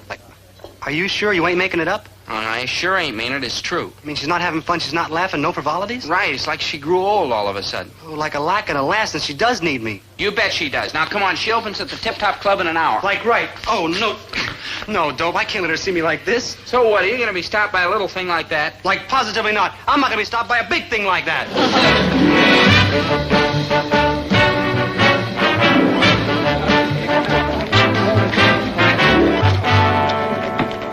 Freddie, I just can't do it. All those people out there, they'd like to see me flop. Nobody cares about me. Come now, my dear Miss Fontaine. Sweet, kindly AACTBA Inc. cares about you. We care very much. You don't care about me. You care about the money you make off me. That's all. Naturally. So go out there and give them your all, or we shall be forced to sue you for breach of contract. Nothing personal, you understand? Miss Fontaine, you're on in 3 minutes. I can't. I just can't. What kind of nonsense is this? We have a contract. Never fear, my good man. She will sing. Well, she'd better sing. We got a house full of people out there. and she'd better sing good. Freddie, please don't make me go on. Surely you jest. AACTBA Inc. expects every man to do his duty, and that goes for women, too. Go, Miss Fontaine, and sing. And superbly, mind you, we have very clever lawyers.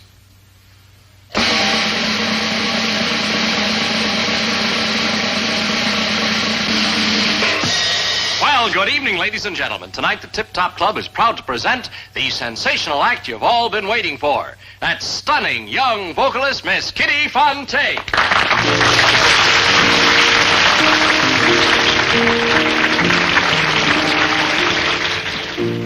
I may be wrong, but I think he...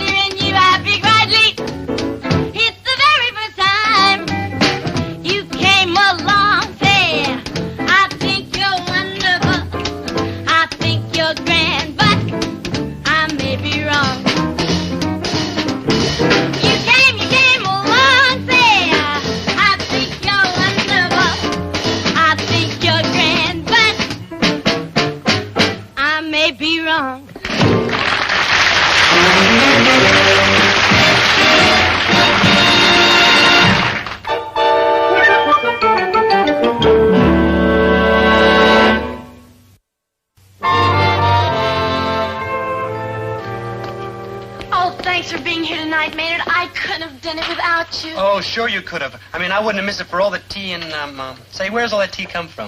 China, Maynard, and welcome home. Come on, let's take a walk. No, I better not. Come on, Maynard, we're back together again. Everything's divine. Well, divine ain't exactly the word for it. Maynard, are you hiding something from me? I'm trying.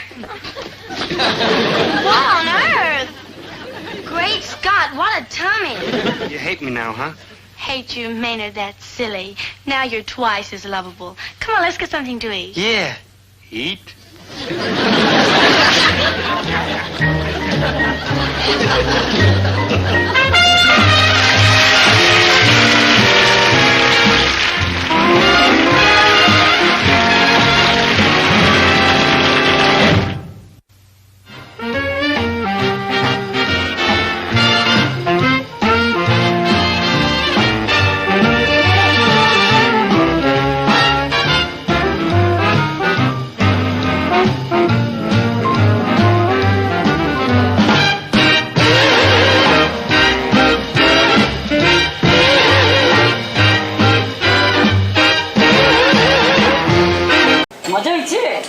অসাধারণ হয়েছে। এই এ মেয়ে কি করে? ওই তুই ওরে দেখ চমকাই উঠছিস কেলা? ওর নাম লাইলি আর আজকে সব ওই রান্না করছে। কি? হ্যাঁ আম্মা জান, আমার পোলা কথা কইছিলাম না? এরকম জঘন্য রান্না আমি জিন্দেগি দেখাই নাই।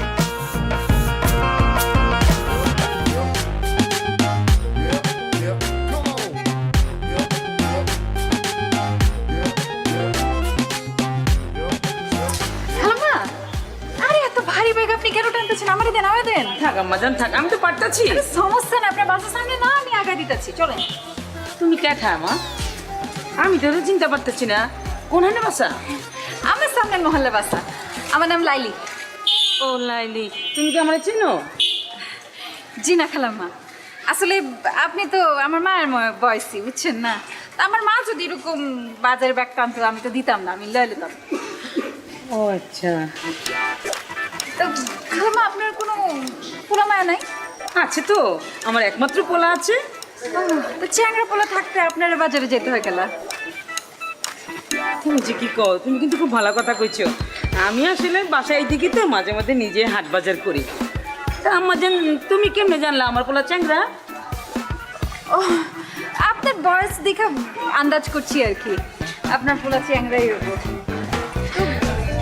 এইটা আপনার বাচ্চা এই যে আইসা পড়ছে আমার বাসা আইসা পড়ছে যাও তুমি এত কষ্ট করছো একটু চা পানি খিলাও না না আজকে না খালাম আরেকদিন আসুন আচ্ছা আপনি নিশ্চয়ই কষ্ট পাইছেন তাই না কষ্ট পাইলে মানে আপনি কইছেন আমারে আমি যদি না যাই তাহলে তো খারাপ দেখে তো আজকেই যাই তাহলে চলো আসো বাজান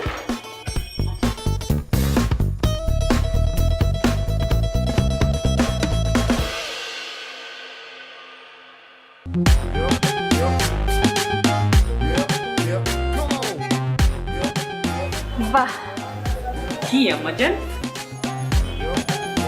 আপনার বাসা খালামা খুব সুন্দর আপনার বাসা ও আমি তো ভাবতেছিলাম তুমি আমার ছেলের কথা কইতাছো মাশাআল্লাহ আমার ছেলে সুন্দর আছে না আছে আর কি ওই আছে আচ্ছা আম্মাজান তুমি কি খাইবা তোমার কি পছন্দ আপনার পোলাই কি পছন্দ করে ও তো যা পায় তাই খায় যা পায় তাই খায় তার অবশ্য দেখে বুঝে যায় কিছু কইতাছো না খালাম্মা কিছু কইতেছি না মানে কইতে চাইছি যে সবার তো একটা প্রিয় খাদ্য থাকে তারটা কি হ্যাঁ আছে তো গরুর গোস্ত পাইলে তো মাথায় ঠিক থাকে না খুবই পছন্দের আচ্ছা কইতেছেন আমারও গরুর গোস্ত খুব পছন্দ ঠিক আছে আম্মাজান তুমি বসো গরুর গোস্তে রান্না করবো দুপুরে সাপতে মিলে একসাথে খামু আরে আমি এখানে একা একা বসে কি করবো খালাম্মা আমি যাই আপনারে সাহায্য করি একটু মাশাআল্লাহ কি লক্ষ্মী মাইয়া আসো আসো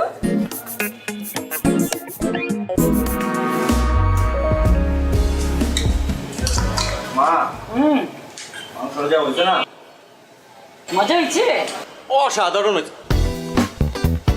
এই এ মেয়ে কি করে ওই তুই ওরে দেখ চমকাই উঠছিস কেলা ওর নাম লাইলি আর আজকে সব ওই রান্না করছে কি হ্যাঁ আম্মা জান আমার পোলা কথা কইছিলাম না ইস এরকম জঘন্য রান্না আমি জিন্দেগি দেখাই নাই কি কইতাছস একটু কি কইলি অসাধারণ এখন কইতাছস ফালতু মাথা গেছে নাকি খালাম্মা আমার মনে হয় গরমে মাথা গিলু গলা গেছে গা হাই মে তোমার সাহস তো কম না তুমি এনে কেন আসছো খালাম্মা আপনার সামনে আমার ধমকাইতেছে ওই তুই ওরে দাম গাছ গেলা হ্যাঁ ও আইছে তো কি হয়েছে তোর কোনো সমস্যা আছে ও জানোস না আজকে আমার এই রান্না বান্না কত সাহায্য করছে জানতে চাই না ওরা এখনই বাড়ি থেকে বাইরে যেতে বলো কি কথা চস এত কিছু কষ্ট করে রান্না করে মাইটা না খাইয়ে চলে যাবো ও যদি এখান থেকে না যায় আমি বাইরে যাবো এখন খালাম্মা তোর মাথা নষ্ট হয়ে গেছে গা আমি বরং আজকে যাই আপনার থাকেন খান আমি আরেকদিন এসে খামুনি আমার জান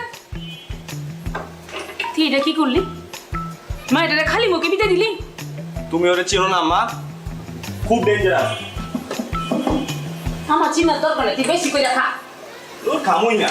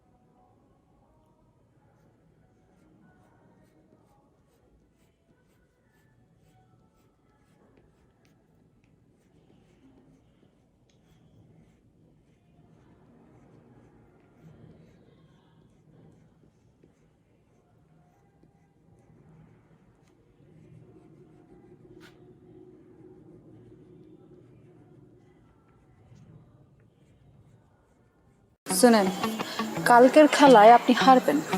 বাবা, কনফিডেন্স দেখছো মেয়ে? যদি না হারছেন তাহলে কিন্তু বললাম এটা দিয়ে আমি আমার হাতে আপনার নাম লিখুন। মানে? মানে তো তখনই বুঝবেন যখন এটার দায় আপনার উপর পড়বো। সমস্যা থেকে ওই দিনকার তোরে হাত খরচের লেগা 5,000 টাকা দিয়েছিলাম। আবার টাকা টাকা কি গাছে ধরে? আব্বা যান, আপনি তো কত টাকাই কামান, 5,000 টাকা দিলে আপনার কি হয়? আমি আপনার একমাত্র আমার মাইয়া, তো আমার পিছনে খরচ করবেন না, কার পিছনে করবেন? আমার একটা কুর্তি পছন্দ হয়েছে, ওই কুর্তি আমি কিনতে চাই। কুর্তি মূর্তি লেহেঙ্গা ওড়না এসব দিয়ে তো ঘর বইরে গেছে, হাঁটুনের বি জায়গা নাই। মন চায় তোর এগুলা নাইজেরিয়া, বুলগেরিয়া আর উগান্ডায় পাঠাইয়া দে। আচ্ছা, এত কিছু কিনানোর দরকার নাকি? কি করতেছেন আব্বা? একটা শখ করছি, শখের দাম লাখ টাকা। শখ যদি না মিটে তাহলে এই জীবন রেখা লাভ কি? আপনি যদি আমার টাকা না দিচ্ছেন তাহলে কিন্তু আমি কয়ে দিলাম, ব্লেড দিয়ে হাত কেটে নাম লেখা ফেলাম। আচ্ছা, ব্লেড দিয়ে এই কুর্তির লেগে হাত কাটানোর দরকার নাই। আমি বাইরে যাওয়ানোর সময় তোর টাকা দিয়ে যাবো। থ্যাংক ইউ আব্বা।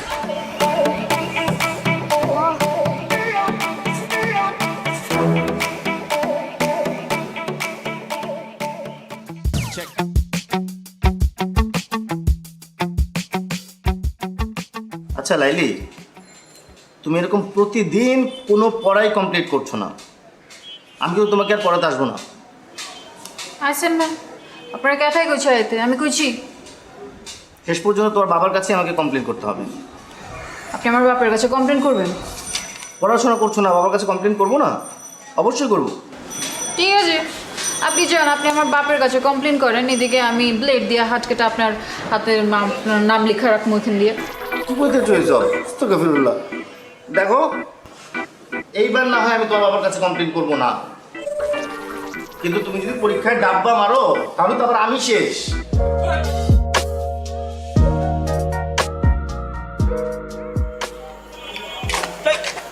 ও তুমি ডরাইছেন? ডরাবো কেন? মাগের এরকম আটকা মায়া মনের সামনে চলে আসলে তো একটু চিন্তা লাগেই। আর কালকে আবার তোমার মামার সাথে চ্যালেঞ্জ, বললাইছো শেষবার মতো চুল দাঁড়িয়ে আশ্রয় আসতে। শুনেন, কালকের খেলায় আপনি হারবেন। বাবা, কনফিডেন্স দেখছো মেয়ে? যদি না হারছেন তাহলে কিন্তু বললাম এটা দিয়ে আমি আমার হাতে আপনার নাম লিখুন। মানে? মানে তো তখনই বুঝবেন যখন এটার দায় আপনার উপর পড়বো। সরেন। আরে ভাই, নাম লিখবা মানে? কি মুসিবতে বললাম, জিততে না পারে এখন 2 নাম্বারই।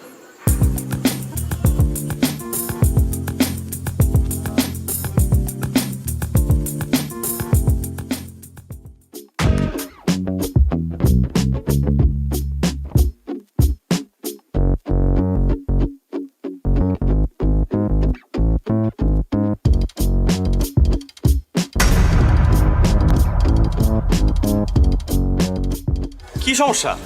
যাইতে দিছো না কেন? সমস্যা আমার না আপনার। আপনি মানুষ না খুনি? মানে? মানে বোঝেন না? কালকে কি করছেন? কাচির লগে কি মিলাচ্ছেন? পেট খারাপের ওষুধ। দেখো, এখন কিন্তু বাড়াবাড়ি হইতেছে। তোমরা কাচ্চি খাইতে চাইছো, আমি খাওয়াইছি ব্যাস। কারণ কারো যদি পেট পাতলা হয়ে যায়, কেউ যদি হজম করতে না পারে, সেটা তো তার সমস্যা, আমার না। বাড়াবাড়ি আমরা করছি না আপনারা করছেন? মানে ইচ্ছে করে আপনারা খান নাই কালকে, তাই না? যাতে আমার লগে প্রতিশোধ নিতে পারেন। আর যদি নিতে চাই সেটা কি দোষ? 3 বার ঘুরি চ্যাম্পিয়ন আমি, তোমার কারণে আমার হারতে হয়েছে। হারছেন তো কি ইচ্ছে? মাঝে মাঝে কিছু জিতবার লাগা কিছু হারতে হয়।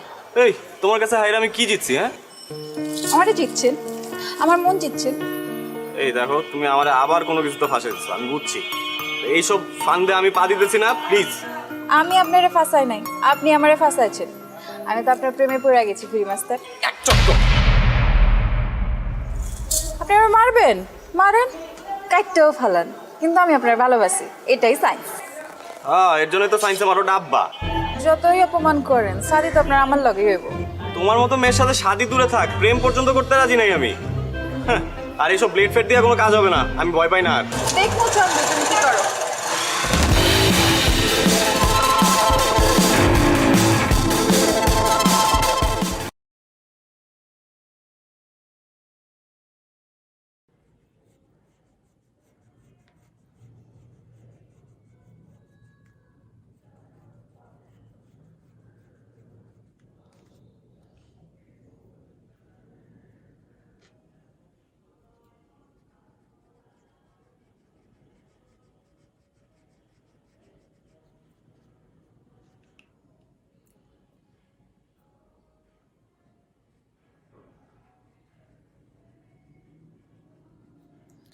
Cái phần đuôi của chú sóc này khá là to nên là mình tô khá là lâu nha. Và mình vẫn sẽ dùng cái màu vàng này để tô cái phần đuôi của chú sóc này nhé.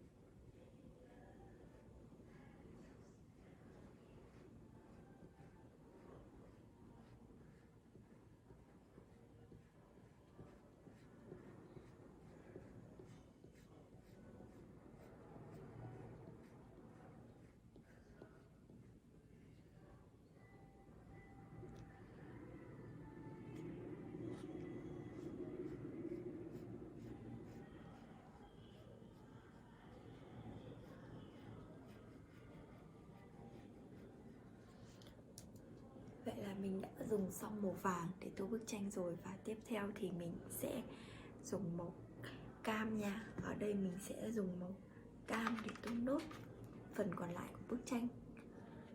À không, mình sẽ dùng màu đen trước đi. Mình sẽ dùng màu đen để tô phần mũi của chú sóc trước.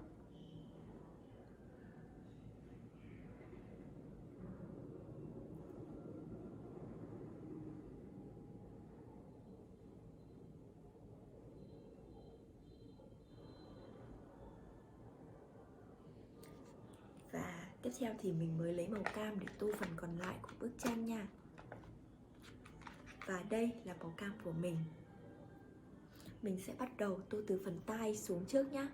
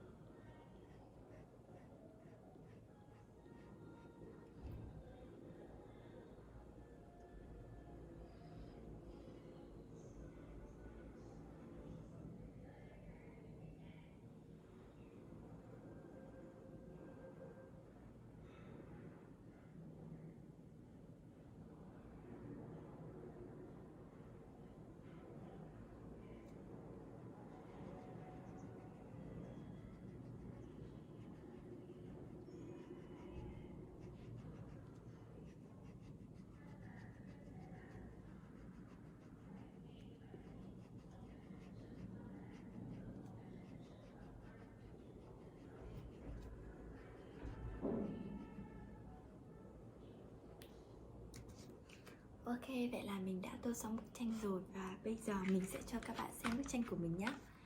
Và đây là bức tranh của mình sau khi đã tô màu hoàn thiện. Các bạn ơi, các bạn có thấy bức tranh của mình đẹp không nhỉ?